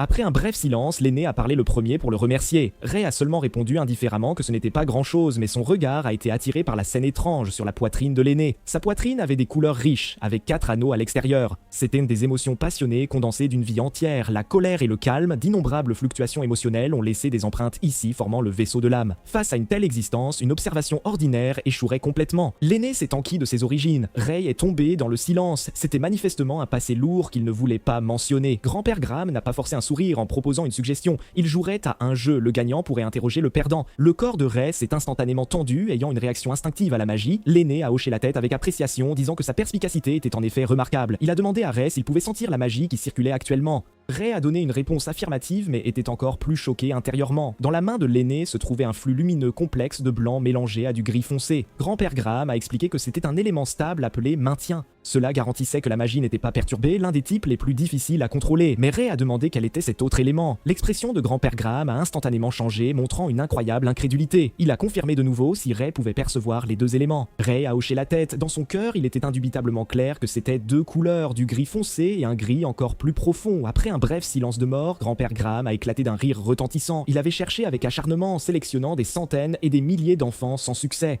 À ce moment, à la fin de sa vie, il avait rencontré cette gemme brute inestimable. Juste à ce moment-là, Ray a insisté pour connaître le nom de cet autre élément. Mais l'aîné a gardé le mystère, seule la victoire au jeu révélerait la réponse. Les règles étaient simples. Se disputer cette boule composée de deux éléments au milieu. Celui qui la tirerait vers sa main et la rattraperait stablement serait le vainqueur. Pour l'équité, il a positionné l'emplacement initial de la boule plus près de Ray. Ray savait que ses chances n'étaient pas grandes, mais a quand même accepté le défi avec un signal de départ. La boule lumineuse a disparu à une vitesse invisible à l'œil nu. Ray a regardé, choqué, la main de l'adversaire. La boule reposait déjà fermement dans la paume de grand-père Graham, incroyablement vite. L'aîné a posé la première question. Qui était son professeur ? Ray a répondu sincèrement, sa magie venait de l'auto-apprentissage. Grand-père Graham fut de nouveau choqué. Le cœur de Ray brûlait de réticence, pressant pour le prochain tour. Le jeu a continué, Ray a de nouveau manqué la boule d'énergie. Grand-père Graham a gagné facilement, soulignant que cela testait l'habileté à contrôler la magie. Ray a serré les poings, comprenant que continuer à perdre ne lui apporterait rien. Il devait changer de stratégie, sinon il serait complètement contrôlé par le rythme de l'adversaire. Un nouveau tour a commencé. Il a secrètement mobilisé son autre main pour rassembler de la puissance, juste au moment où grand-père Graham était sur le point de toucher la boule, une interférence a précisément frappé. Ray a réussi à saisir la boule d'énergie. Grand-père n'a pu que secouer la tête, impuissant. Il a tenu sa promesse, laissant Ray poser la question qu'il voulait vraiment. Ray a demandé quelque chose qui l'avait longtemps intrigué. Qu'est-ce que la magie? Grand-père a réfléchi un instant, expliquant que la magie était l'élément de base constituant toute chose. Elle était sans forme et sans qualité, pourtant elle pouvait être perçue à travers des phénomènes comme le vent, la pluie, le tonnerre et la foudre. Seules de très rares personnes au monde naissaient avec le précieux don de sentir la magie. Mais sentir n'équivalait pas à contrôler. C'était deux domaines différents. Grand-père a ensuite expliqué que contrôler signifiait séparer et recombiner les éléments magiques. Plus on se comprenait soi-même, plus on était susceptible de devenir un excellent magicien. Il a prononcé une maxime ancienne. Ce n'est qu'en t'affrontant honnêtement que la magie répondra. Ces mots ont résonné à plusieurs reprises dans le cœur de Ray. Le tour suivant a rapidement commencé. Il a de nouveau saisi la boule. Grand-père Graham fut vraiment surpris cette fois. La capacité d'apprentissage de cet enfant était trop forte. Ray a immédiatement insisté. À quoi servaient exactement les anneaux de poitrine des magiciens? Grand-père a expliqué que les anneaux étaient des conteneurs stockant la magie, l'absorbant et la raffinant automatiquement. La magie raffinée était plus pure, aussi plus facile à contrôler et à utiliser en toute sécurité. Si l'on utilisait directement la magie non raffinée de l'air à long terme, les conséquences étaient trop et graves. Au mieux, rendant les gens somnolents et riant bêtement ou inexplicablement tristes. Au pire, provoquant une perte de contrôle furieuse. Ces symptômes s'accumulant mèneraient finalement à une anomalie mentale permanente.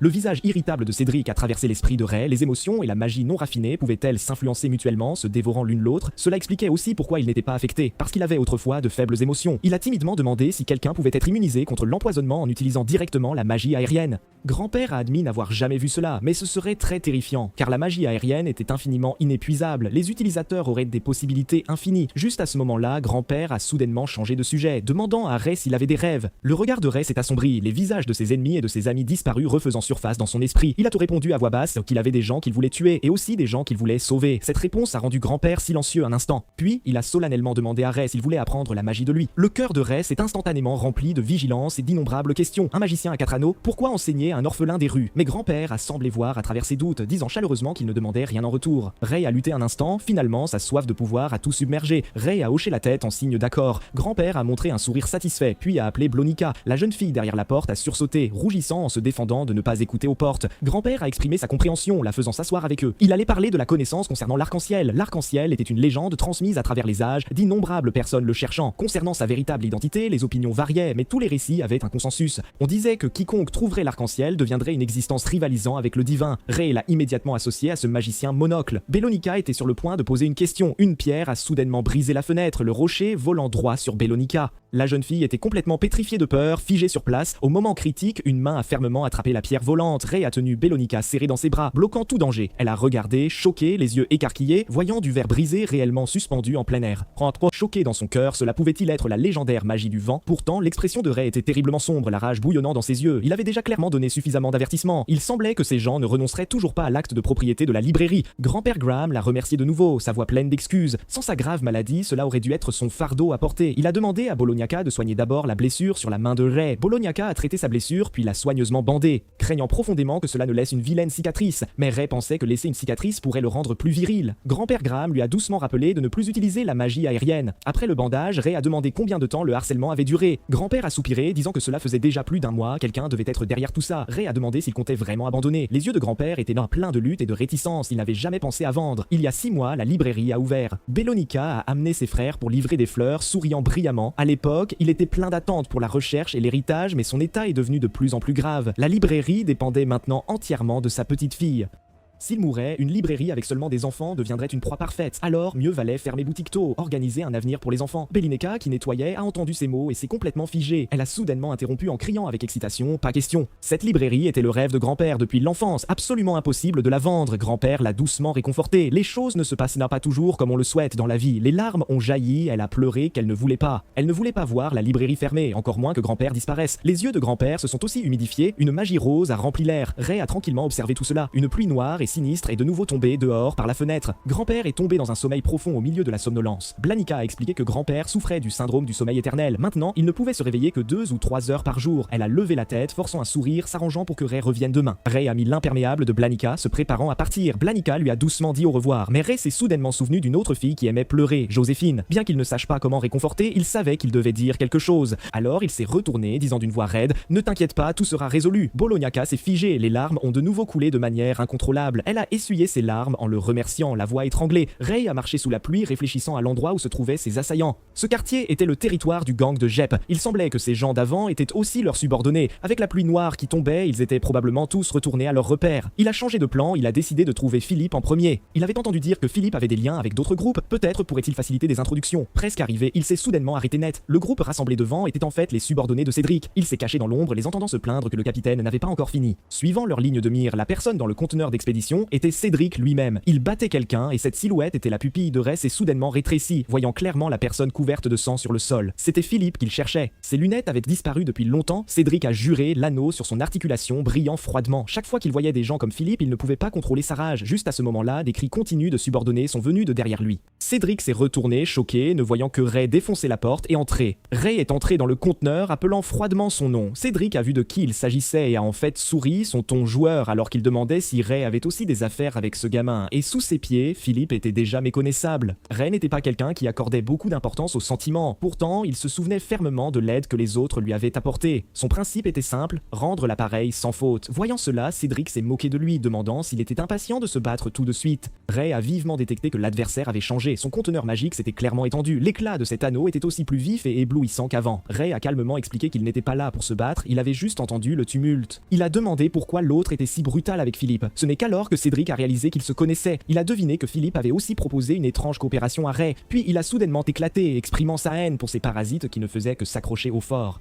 En disant cela, il était sur le point de se charger et de battre Philippe de nouveau, mais Ray a instantanément tendu la main, le projetant violemment contre le mur. Une lumière rouge dangereuse a clignoté dans les yeux de Cédric, puis utilisant l'élan pour contre-attaquer, son poing frappant férocement, Ray n'a ni esquivé ni évité, l'attrapant à main nue. Cédric fut quelque peu surpris, lui ordonnant de ne pas s'en mêler. Ray a demandé pourquoi il était si impitoyable. Cédric a secoué sa main, rugissant de colère dans l'air. Il a dit que la vue des faibles le rendait trop malade pour supporter. Ray a souligné que ce n'était pas une raison légitime de nuire aux autres. Cédric a frappé le mur, le menaçant de déguerpir immédiatement, avertissant que s'il ne voulait pas le même sort, il devait rester hors de son territoire. Philippe était l'exemple parfait. Ray a discrètement serré une pierre de sang dans sa main. Il savait que l'utiliser pourrait facilement résoudre la situation actuelle, mais incertain des effets secondaires, il ne pouvait absolument pas l'utiliser à la légère. Si tel était le cas, il lui fallait une autre approche. Il a croisé les bras, se moquant que la méthode d'intimidation de l'adversaire était stupide. Cédric lui a dit avec méfiance de ne pas avoir d'idée. Ray a continué d'analyser, agir là où personne ne voyait n'avait aucun sens. Si c'était lui, il choisirait d'agir devant tout le monde. Cédric s'est immédiatement enflammé, admettant que c'était une bonne idée. Ray a saisi l'occasion de proposer que le jour du duel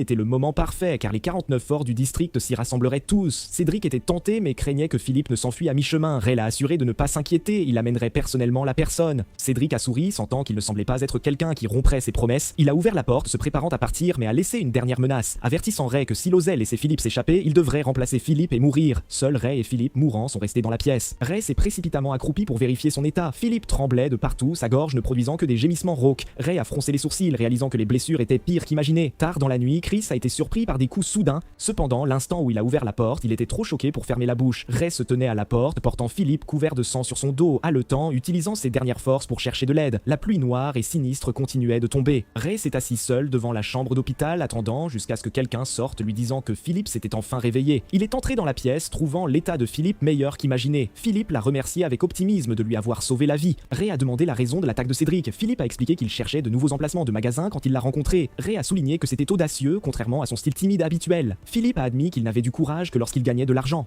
Mais Ray a découvert que le jaune doré représentant le désir matériel dans la poitrine de Philippe n'était pas grand-chose. Ce rose plus lourd parlait d'émotions différentes. Ray a deviné que lui et Cédric se connaissaient déjà. Philippe a marqué une pause, admettant qu'ils étaient bien amis d'enfance. Ils dépendaient l'un de l'autre dans la rue. Tous deux étaient des faibles harcelés. Jusqu'à ce qu'ils gèrent ce restaurant ensemble, leur vie est enfin devenue stable. À l'époque, Philippe était plein d'espoir, planifiant l'avenir avec enthousiasme, mais les yeux de Cédric ne montraient jamais la moindre trace de joie. Il détestait ce mode de vie caché. Il se sentait vivre comme un rat. Après le travail, il exerçait son corps de manière maniaque. Il y a 6 mois, il a finalement choisi de quitter leur restaurant qu'ils avaient tant bâti ensemble. Depuis, il se bat constamment dans les rues comme s'il était devenu une personne différente. Et il est rapidement devenu plus fort. Sa force actuelle était incroyablement grande. Ray a soudainement demandé si Cédric avait toujours eu sa bague. Philippe s'est souvenu qu'il ne l'avait portée qu'après être devenu capitaine. Avant, il n'avait aucun intérêt pour les accessoires. Ray a redemandé, son tempérament devenait-il de plus en plus irritable. Philippe fut de nouveau surpris par la perspicacité de Ray, acquiesçant. Tous les indices se sont sont connectés dans l'esprit de Ray, il semblait voir Cédric abattu rencontrer un homme au chapeau. L'autre affichait un sourire dangereux, lui tendant une bague en gemmes rouges, sang, pouvoir et folie. C'était peut-être la transaction qui avait commencé là. La voix de Philippe interrompit ses pensées, tremblante de sanglots. Il était choqué que Cédric veuille vraiment le tuer aujourd'hui. Le rose et les lentilles de Ray s'alourdirent. C'était de la tristesse et de la nostalgie. Il a soudainement proposé que Philippe parle à Cédric. Philippe était stupéfait, pensant que c'était une pure fantaisie. Mais Ray lui a demandé s'il voulait réparer cette amitié brisée. Lutte et désir apparurent sur le visage de Philippe. Finalement, il se décida. Si c'était possible, il voulait essayer. C'est alors que Ray vit le jaune doré représentant le courage. Il a dit qu'après le duel, il pourrait organiser leur discussion. Philippe fut d'abord ému, puis a immédiatement nié la possibilité lui-même. Seuls les membres des 3 grands groupes pouvaient entrer sur le terrain de duel, pas les petits comme lui. Ray lui a dit de ne pas s'inquiéter, il avait déjà trouvé un accord avec Cédric. Philippe était reconnaissant jusqu'aux larmes, ne comprenant pas pourquoi Ray l'aidait autant. Ce n'est qu'alors que Ray a révélé la vérité. L'accord de Cédric avait des conditions. Si Ray perdait le duel, il exécuterait Philippe publiquement. Philippe a instantanément eu l'impression de tomber dans une grotte de glace, souhaitant que ce soit une blague, mais Ray a secoué la tête, lui disant que c'était un accord absolument vrai. Ray voulait réconforter Philippe, désespéré. D'un ton calme, il lui a dit de ne pas avoir peur, qu'il ne pouvait absolument pas perdre. Philippe s'est à peine calmé sous ses paroles apaisantes, retrouvant son courage, mais Ray était intérieurement satisfait. Le plan avançait sans accroc. Ainsi, Philippe lui devait une énorme faveur, alors il lui a fait une deuxième suggestion. Après avoir entendu le plan de Ray, Philippe fut choqué, mais Ray a souligné que c'était une excellente occasion de gagner de l'argent. Il a formellement invité Philippe à coopérer. Le cœur de Philippe vacilla violemment, sentant que ces mots n'étaient pas déraisonnables. Le public venu assister au duel était composé de toutes les figures importantes des 3 grands groupes. Les capitaines des autres équipes apparaîtraient incertainement, l'échelle du capital serait sans précédent. Mais il avait toujours peur d'être déchiré par la foule en colère après le succès. Ray a juste dit d'un ton neutre, gagne simplement contre Cédric. Quant aux autres, même si 100 venaient, ils ne seraient pas de taille. Ce regard ferme et confiant s'est injecté dans le cœur de Philippe comme une dose d'adrénaline. Il fut finalement persuadé, ouvrant un tiroir pour prendre papier et stylo, souriant en les tendant, disant qu'il devait d'abord signer un accord de coopération. 2 jours plus tard, sur le lieu du duel, le stade abandonné était bondé de monde. Au centre du cercle de feu, les 2 protagonistes s'affrontaient, l'atmosphère était tendue, les acclamations allaient presque unanimement vers le nom de Cédric. Les chefs de gang observaient, assis sur des canapés, l'air amusé. Ray était inexpressif. Cédric semblait avoir la victoire en main, tout le monde discutait, personne ne favorisait le challenger du district 50. Ils ont même commencé à sortir des billets pariant sur la victoire de Cédric. Certains murmuraient que même gagner ainsi ne rapporterait pas beaucoup d'argent. Mais plus nombreux affirmaient l'être venus voir l'arrogant se faire écraser. Ray observait calmement les couleurs émotionnelles tourbillonnantes chez son adversaire. Ce cramoisi et ce jaune doré étaient de l'excitation extrême et de la cupidité. Mais Cédric cherchait Philippe, se demandant si cela différait de l'accord. Ray lui a dit de ne pas s'inquiéter, Philippe arriverait à l'heure. Au moment où il finissait de parler, Chris a poussé Philippe en fauteuil roulant. La foule a immédiatement éclaté, ne comprenant pas pourquoi des gens de restaurant osaient venir regarder. Cédric a rugi pour que tout le monde se taise. Annonçant que Philippe était son invité, il a souri en disant qu'après le duel, il laisserait tout le monde voir un bon spectacle. Ray et Philippe ont rapidement échangé un regard de confirmation. Au moment où Cédric annonçait le début, Philippe a soudainement interrompu bruyamment. Il a levé une boîte, affirmant qu'il voulait aussi parier. L'instant où la boîte s'est ouverte, tous les regards ont été fermement captivés. L'intérieur était rempli d'énormes sommes d'argent à donner le vertige. Philippe a annoncé à voix haute, pariant toute sa fortune, plus de 2 millions, sur Ray. C'était la deuxième proposition de Ray il y a 2 jours. Philippe pariant tout sur lui déclencherait une frénésie de paris sur Cédric, et à ce moment, son plan devenait parfaitement réalité. Des gens aux yeux rouges se sont disputés pour parier toute leur fortune sur Cédric, qui s'est demandé si Ray avait instigé cela, puis a souri d'un air tordu, y voyant un hommage et une soumission. Il a impatienté de sonner la cloche, annonçant le début du duel. La cloche avait à peine retenti que Cédric chargeait comme une bête, les poings balançant. Ray a esquivé avec agilité, son cœur légèrement alarmé. La vitesse de l'adversaire était plus rapide que leur dernière rencontre. Il a pincé précisément le bras balançant de Cédric, son autre coude frappant violemment l'articulation de l'adversaire. Mais Cédric a éclaté avec une force choquante, le projetant au loin. Non seulement il n'était pas en colère, mais il riait plutôt avec excitation. Il a repositionné sa posture, les yeux brûlants d'un esprit combatif pur et fanatique, affirmant que si c'était l'adversaire, se battre à mort en valait la peine. Ray le fixait mortellement, son aura environnante devenant plus tendue. À l'intérieur du cercle de feu, Cédric a de nouveau lancé des attaques féroces comme une bête enragée. Son coup de pied aigu a été de justesse esquivé par Ray qui s'est baissé. Le contrepoint de Ray portait aussi un vent féroce frappant l'adversaire. Cédric a esquivé sur le côté, leur attaque et leur défense étaient si rapides qu'elles éblouissaient les yeux. Le cœur du public était suspendu à leurs lèvres. Philippe essuyait nerveusement sa sueur, voyant qu'il était actuellement à égalité. Cédric laissait échapper des rugissements de colère, chaque mouvement portant une intention meurtrière. Il a levé sa jambe haut, rassemblant sa puissance, puis a soudainement lancé un coup lourd et puissant. Ray a rapidement jugé qu'un affrontement direct ne ferait qu'épuiser l'endurance. Il devait trouver une opportunité, d'abord faire perdre l'équilibre à l'adversaire. Voyant le bon moment, Ray s'est soudainement précipité, saisissant Cédric par la taille. fauteuil. Cédric ne s'attendait pas du tout à ce mouvement instantanément plaqué au sol. Il a lutté avec acharnement, son poing frappant désespérément le dos de Ray. Il s'est relevé de force, utilisant sa force brute, essayant d'inverser la situation, mais Ray a utilisé cette force pour le projeter au loin, son corps entier s'écrasant de nouveau au sol. La foule environnante a poussé des cris choqués, impressionnés par cette force stupéfiante. Philippe était encore plus alarmé, craignant que les os de Cédric ne se brisent. Tout le monde discutait, la férocité des chasseurs dépassait toutes les attentes. Ceux qui avaient parié sur Cédric ont commencé à se sentir mal à l'aise. Ces discussions transpercèrent les oreilles de Cédric comme des aiguilles. Incapable d'accepter la moquerie de la défaite imminente, il a frappé le sol et s'est relevé. Autour de lui ont éclaté des flammes magiques rouges encore plus intenses. Il a crié le nom de Ray, chargeant de nouveau. Cette fois, ses poings et ses pieds étaient plus lourds et plus féroces qu'avant. Ray a esquivé avec agilité, sentant que chaque coup portait une force énorme. Il a été forcé de bloquer des deux mains. La situation est devenue soudainement critique. En continuant une défense passive comme celle-ci, il finirait par être complètement écrasé. Au moment critique, les anciens enseignements de Nile ont soudainement traversé son esprit. Il existait une méthode pour surmonter les énormes disparités de corpulence. Utiliser toutes les articulations du corps, exécuter des techniques de grappling. Ray a dévié un coup de poing lourd, prenant instantanément sa décision. Il a soudainement écarté les deux bras, semblant s'exposer et ouvrir une étreinte. L'instant où Cédric a attaqué, il a violemment saisi le cou de l'adversaire, utilisant l'élan pour un salto arrière net, ses jambes se verrouillant comme des tenailles de fer. Cédric était fermement bloqué aux articulations, jurant sans cesse. Ray l'a exhorté à cesser de lutter et à concéder immédiatement. Ces mots étaient comme jeter de l'huile sur le feu. De nouveau, cela a enragé Cédric. La bague à son doigt a éclaté d'un cramoisi éclatant, utilisant en fait la force brute soulevant Ray entièrement sur son dos. Ray a compris qu'en continuant ainsi, le corps de l'adversaire s'effondrerait en premier. C'est alors que la lueur de cette bague a soudainement fluctué, semblant atteindre sa limite. Les yeux de Cédric se sont assombris, sa force reculant comme une marée. Il s'est finalement effondré impuissant au sol, les flammes de la bague complètement éteintes. Ray a retiré cette bague brûlante, la bataille semblait réglée, la foule a éclaté, incapable d'accepter que Cédric s'évanouisse et perde.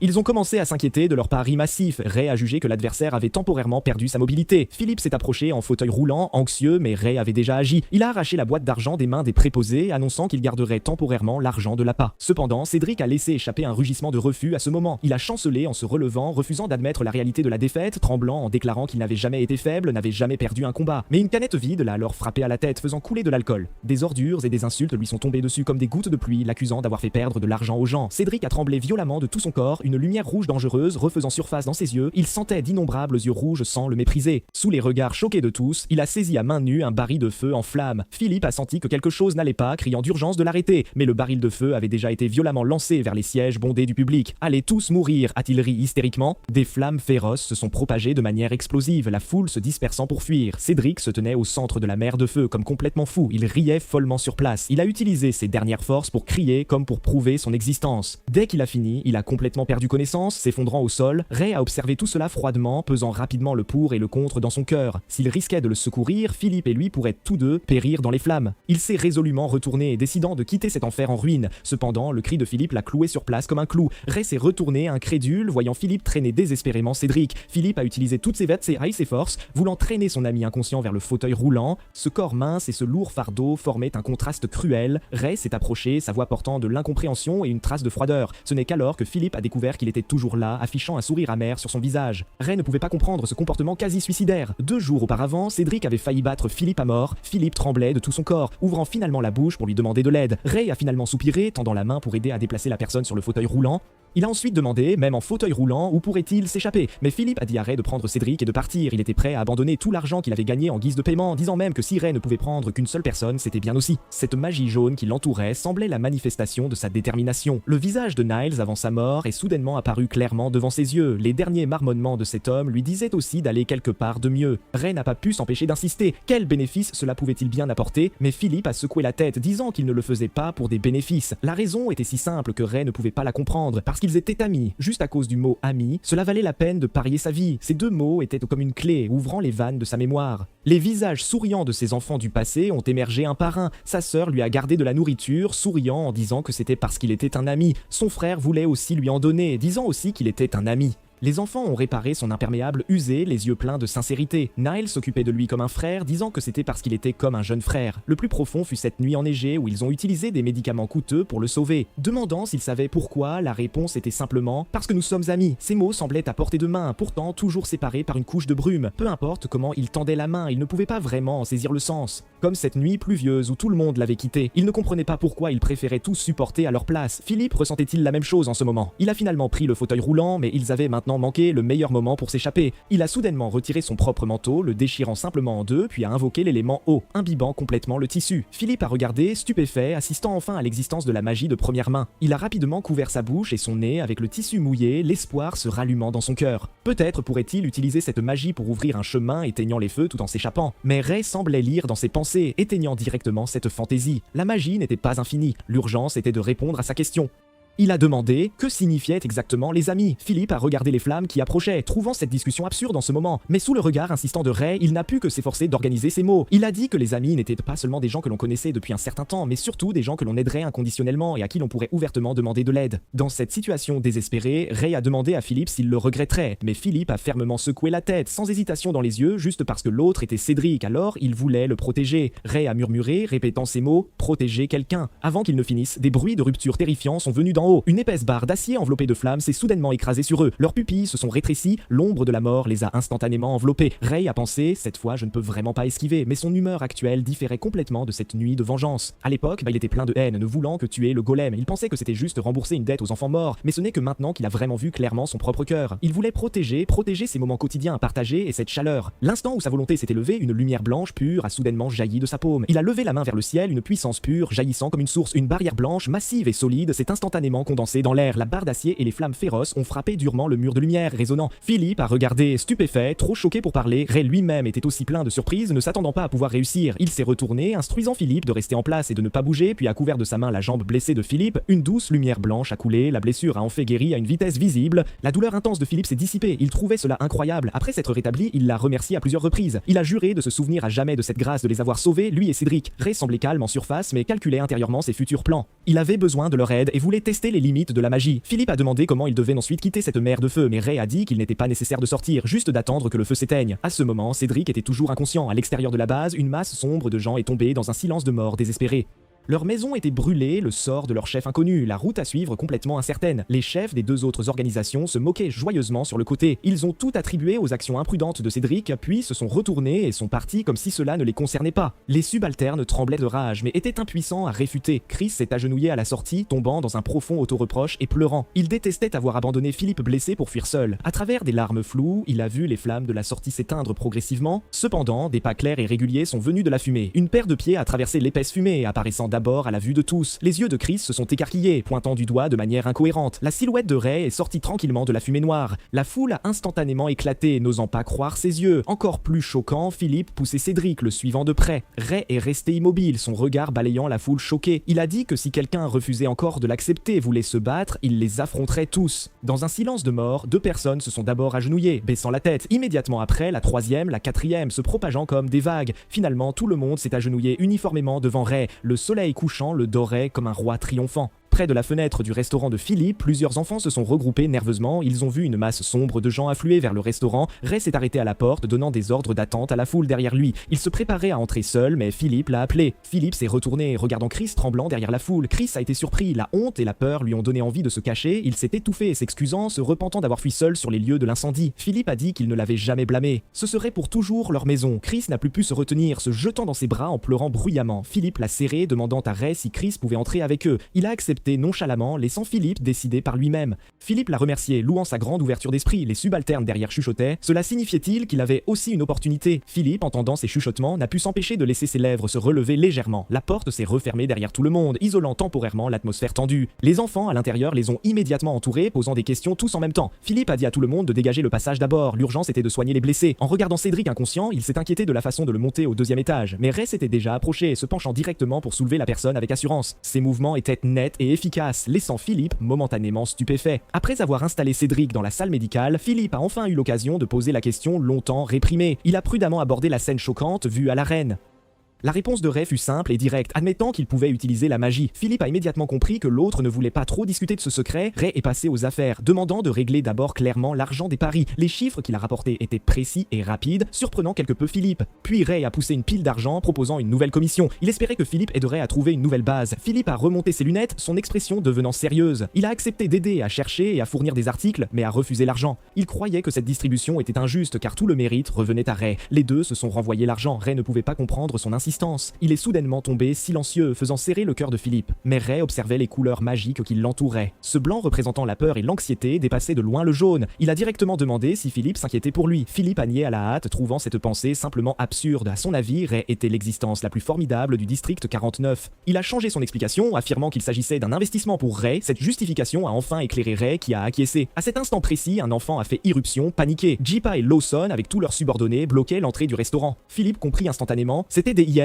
attirées par l'énorme somme des paris. L'autre camp avait envoyé des espions bien avant, attendant juste qu'ils rapportent le butin. Philippe s'inquiétait d'avoir, à l'instant même, échappé à un combat à mort. Son endurance serait-elle suffisante? Mais Ray rappela sa théorie d'investissement et de dividende. Il ouvrit la porte, annonçant à Philippe que le dividende arriverait sans tarder. Dehors, entouré d'une foule compacte et menaçante, Jippa et Lawson se tenaient, bras croisés, le visage empreint d'une moquerie évidente. Leurs paroles étaient acerbes, accusant faussement Arson de détourner l'argent des paris. Ils exigeaient que Philippe leur remette tout l'argent, sinon la nuit ne prendrait pas fin. Philippe, furieux, voulut protester, mais Ray, serein, acquiesça. D'un coup de doigt, une pièce décrivit un arc filant vers les deux hommes. Cling, la pièce roula dans la poussière à leurs pieds. Ray, avec un mépris non dissimulé, déclara que c'était là leur dividende. Le visage de Lawson se tordit instantanément, grotesque. Ray intima à Philippe de regagner le restaurant, puis affirma que pour obtenir de l'argent, il fallait le prendre par la force. Lawson et Jeppo, fous de rage, s'emparèrent d'armes et chargèrent furieusement. Ray savait au fond de lui que sa condition physique n'était pas optimale, mais cela importait peu, car il tenait toujours cet atout majeur entre ses doigts. Sans hésiter, il enfila l'anneau et une lueur cramoisie s'en dégagea aussitôt. Ray frappa des deux mains, bloquant simultanément les attaques féroces des deux hommes. La massue à pointe de Jeppa vola en éclats à l'impact, projetant des copeaux de bois. Le tuyau de fer de Lawson se plia et se déforma, et il jura de terreur. Avant qu'il n'ait pu réagir, les mains de Ray avaient déjà recouvert leur visage. Les deux hommes furent violemment projetés au sol, incapables du moindre mouvement. Un silence pesant s'abattit. Tous étaient stupéfaits. Ray leva les yeux, pressant froidement les autres d'accélérer. Les ennemis déferlèrent, cherchant à épuiser son endurance par une tactique de vague humaine incessante. Il fut englouti par la foule compacte, l'encerclement était total. Cependant, une force violente explosa soudainement du centre. Grâce à l'anneau, les mouvements de Ray ne montraient aucune fatigue. Il était tel, une bête chargeant un troupeau de moutons, abattant ses adversaires les uns après les autres. La bataille se déroulait à sens unique, une force écrasante. Les anciens subordonnés de Cédric se terraient dans les coins, observant, terrifiés. Ils ne comprenaient pas comment une seule personne pouvait affronter autant d'adversaires. Certains visages révélaient inconsciemment des expressions frôlant l'adoration. Des compagnons les réprimandèrent aussitôt, leur rappelant que le vrai capitaine restait Cédric, mais des voix de contestation s'élevèrent immédiatement. Cédric avait déjà perdu. L'insatisfaction longtemps contenue de certains se manifesta enfin. À cet instant, les chefs ennemis donnèrent de nouveaux ordres.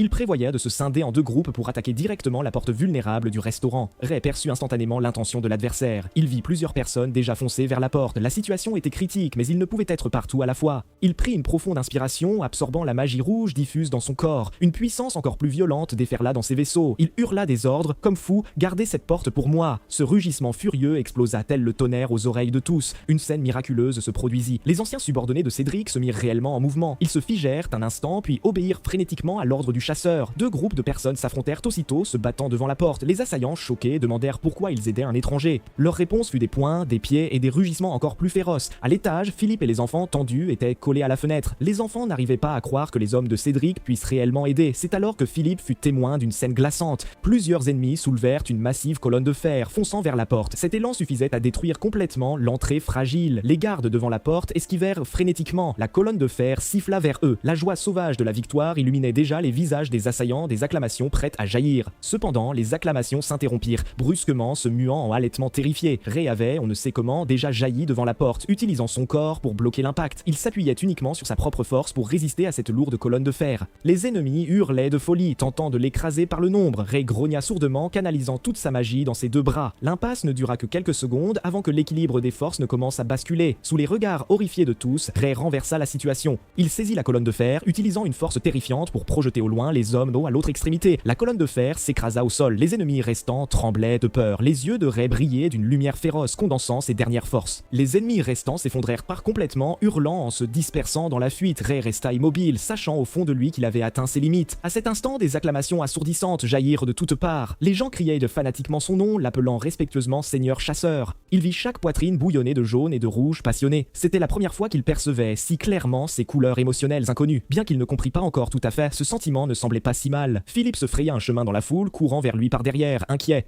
À cet instant, la corde que Ray avait maintenue tendue se rompit complètement. Il tomba droit devant lui. Une seule pensée finale traversa son esprit. Ce sentiment n'était finalement pas si désagréable. Ray sombra dans un monde en noir et blanc. Il marchait désorienté, réalisant que c'était peut-être un rêve. Une colline de détritus bloquait son chemin. Sans la moindre hésitation, il commença à grimper à mains nues. Enfin debout au sommet, il leva la tête pour contempler le ciel. Une lumière blanche aveuglante trônait au centre de ce monde en noir et blanc. Il tendit inconsciemment la main, désirant toucher cette lumière, comme si elle représentait ce qui manquait à son passé et à son présent. Au moment où ses doigts allaient l'effleurer, des fissures apparurent. Des couleurs éclatantes jaillirent des failles, tel un déluge noyant instantanément le noir et blanc monotone et teignant le monde entier. Ses pupilles reflétèrent les teintes brillantes, pleines de choc, puis il se réveilla en sursaut de son lit d'hôpital. En regardant autour de lui, il reconnut la salle médicale du restaurant. Ce rêve trop vif le laissa profondément perturbé. Quelqu'un poussa la porte, fou de joie de le découvrir éveillé, s'approchant avec enthousiasme et demandant avec une vive inquiétude. Il secoua la tête, affirmant n'avoir pas faim, voulant seulement savoir combien de temps s'était écoulé. Apprenant qu'il avait en fait dormi une journée entière, il fut quelque peu surpris. Il décida alors de se lever pour vérifier la situation à l'extérieur.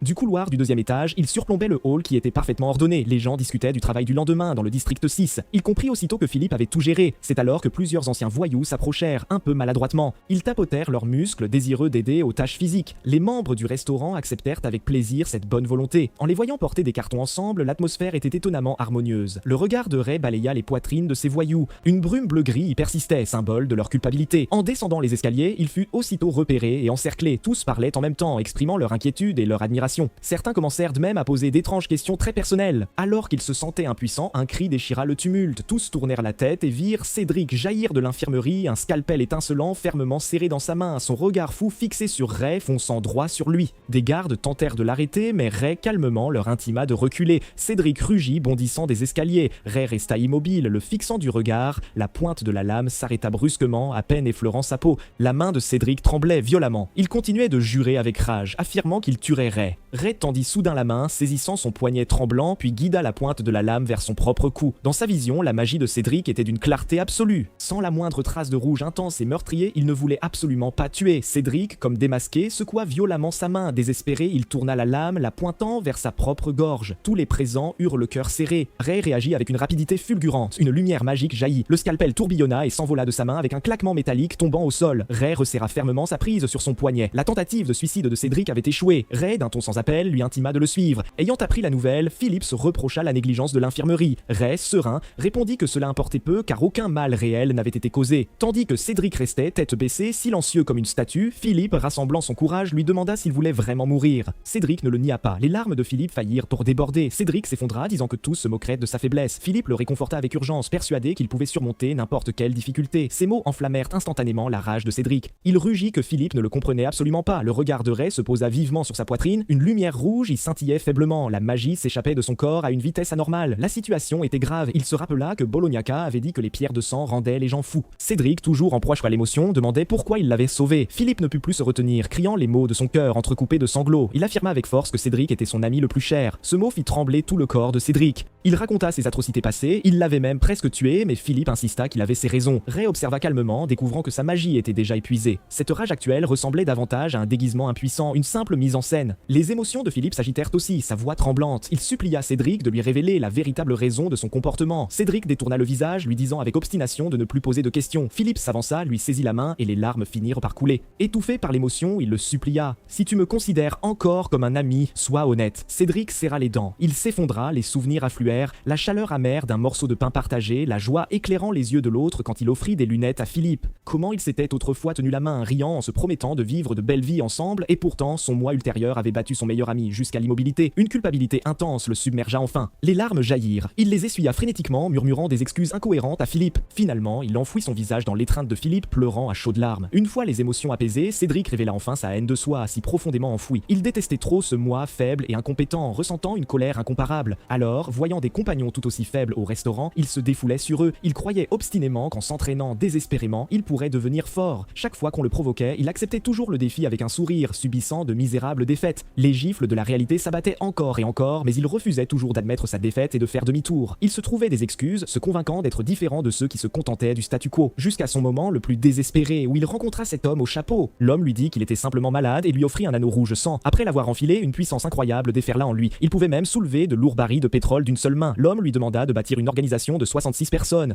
Il y aurait des récompenses après le succès. Il accepta avec extase, réalisant enfin son rêve de devenir capitaine. Mais Rey lui dit qu'il devait reconnaître un fait essentiel. Sa force ne venait pas d'une guérison, mais de la magie de l'anneau. Cédric fut choqué, tendant la main pour tenter de reprendre l'anneau. Des flammes s'allumèrent soudain dans la main de Rey, dansant silencieusement. Il expliqua que la magie existait en ce monde, utilisable pour créer du feu ou pour s'améliorer soi-même. Cédric fixa les flammes, sa vision du monde s'effondrant sous ses yeux. Si la force venait de la magie, alors son moi faible n'avait jamais changé. Il sombra de nouveau dans le désespoir, craignant de redevenir cet être incompétent du passé. Mais Rey affirma que s'il l'écoutait, il n'aurait pas à retourner dans le passé. Il brandit l'anneau, promettant de lui offrir bien plus de meilleures choses encore. Cédric fixa Rey, hébété, trop choqué pour parler. Peu après, Cédric partit, empli de gratitude. Philippe confirma ensuite avec Rey la nomination du vice-capitaine. Rey admit qu'il finirait par partir et que quelqu'un devrait prendre le relais. Auparavant, Rey avait déjà promis d'enseigner à Cédric des techniques de combat. Cédric acquiesça frénétiquement. Voyant cela, Philippe remercia sincèrement Rey de prendre soin de son ami et estima que l'usage de récompenses pour gagner les cœurs était une tactique extrêmement astucieuse. Mais Rey pensait intérieurement que la suppression par la force restait la méthode fondamentale. Philippe réfuta doucement, la force ne pouvait acheter une loyauté véritable, la vraie loyauté exigeait des récompenses opportunes pour être cultivée. Bien que Rey ne fût pas entièrement d'accord, il sentit que ses paroles avaient du poids. Après être descendu, Rey rassembla tout le monde pour annoncer plusieurs décisions, puis il nomma officiellement Cédric vice-capitaine de l'équipe. Tous en discutèrent, mais n'eurent pas d'objection majeure à cet arrangement. Rey se rappela le conseil de Philippe sur les récompenses et lança alors la décision la plus choquante, rendre tous les paris.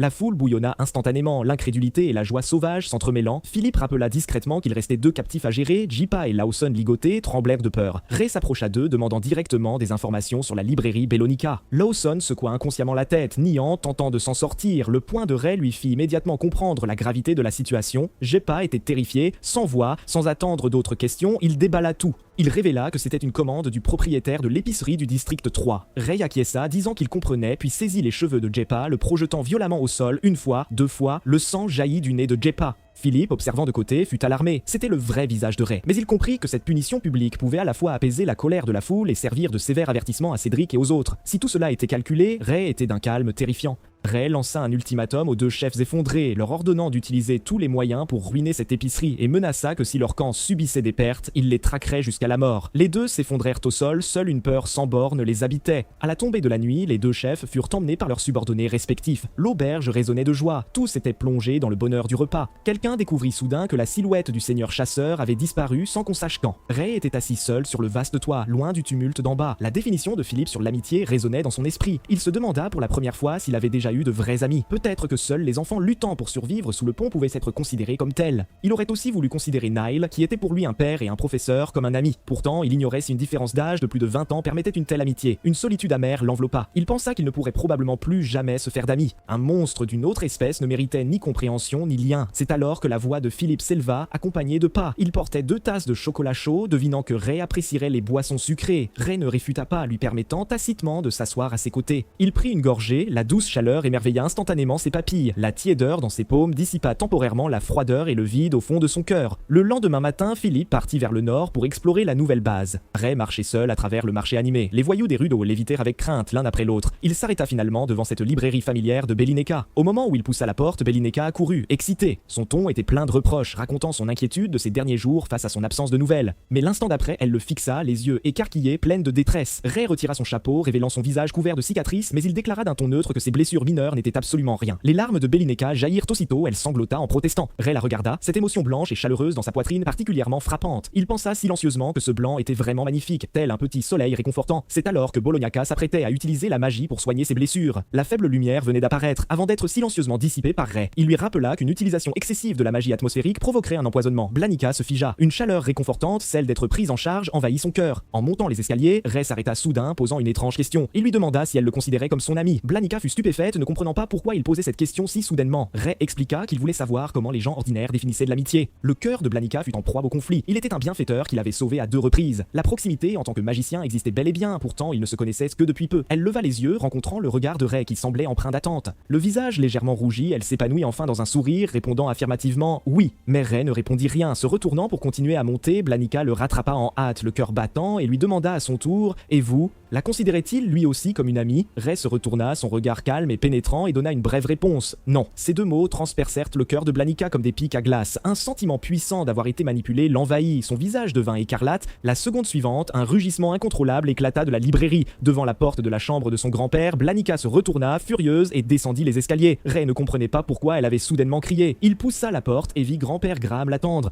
Grand-père sourit, se plaignant de devenir plus somnolent avec l'âge, le temps lui étant compté. Ray demanda sans détour s'il était sur le point de quitter ce monde. Grand-père admit franchement qu'il lui restait au plus 6 mois. C'est précisément pour cette raison qu'à partir d'aujourd'hui, il avait intensifié l'enseignement de la magie. Ray acquiesça, puis sortit l'anneau de pierre de sang. Il demanda à grand-père de lui dire d'abord ce qu'était exactement cet objet. Grand-père Graham l'examina attentivement, reconnaissant une sorte de pierre de charge. Plus important encore, une magie spéciale y avait été appliquée. Il pouvait améliorer les capacités physiques du porteur sous certaines conditions. Le ton de grand-père s'assombrit, soulignant qu'il était mêlé à une magie de type drainant. Cet anneau pouvait absorber la force vitale de celui qui le portait pour se réparer lui-même. Ray fut surpris que de telles choses puissent réellement être accomplies. Grand-père insista solennellement: « Où as-tu obtenu un objet aussi dangereux ?» Ray admit honnêtement qu'après être devenu le chef des enfants, il l'avait reçu de l'ancien capitaine. Et l'ancien capitaine affirma qu'il provenait d'une organisation nommée Mokred. En entendant ce nom, son expression changea radicalement. Il expliqua à Ray à quel point cette organisation était terrifiante, des forces puissantes, des actions secrètes, d'innombrables transactions obscures, et son aspect le plus dangereux. Tous les membres étaient des magiciens. Ray pensait que les magiciens étaient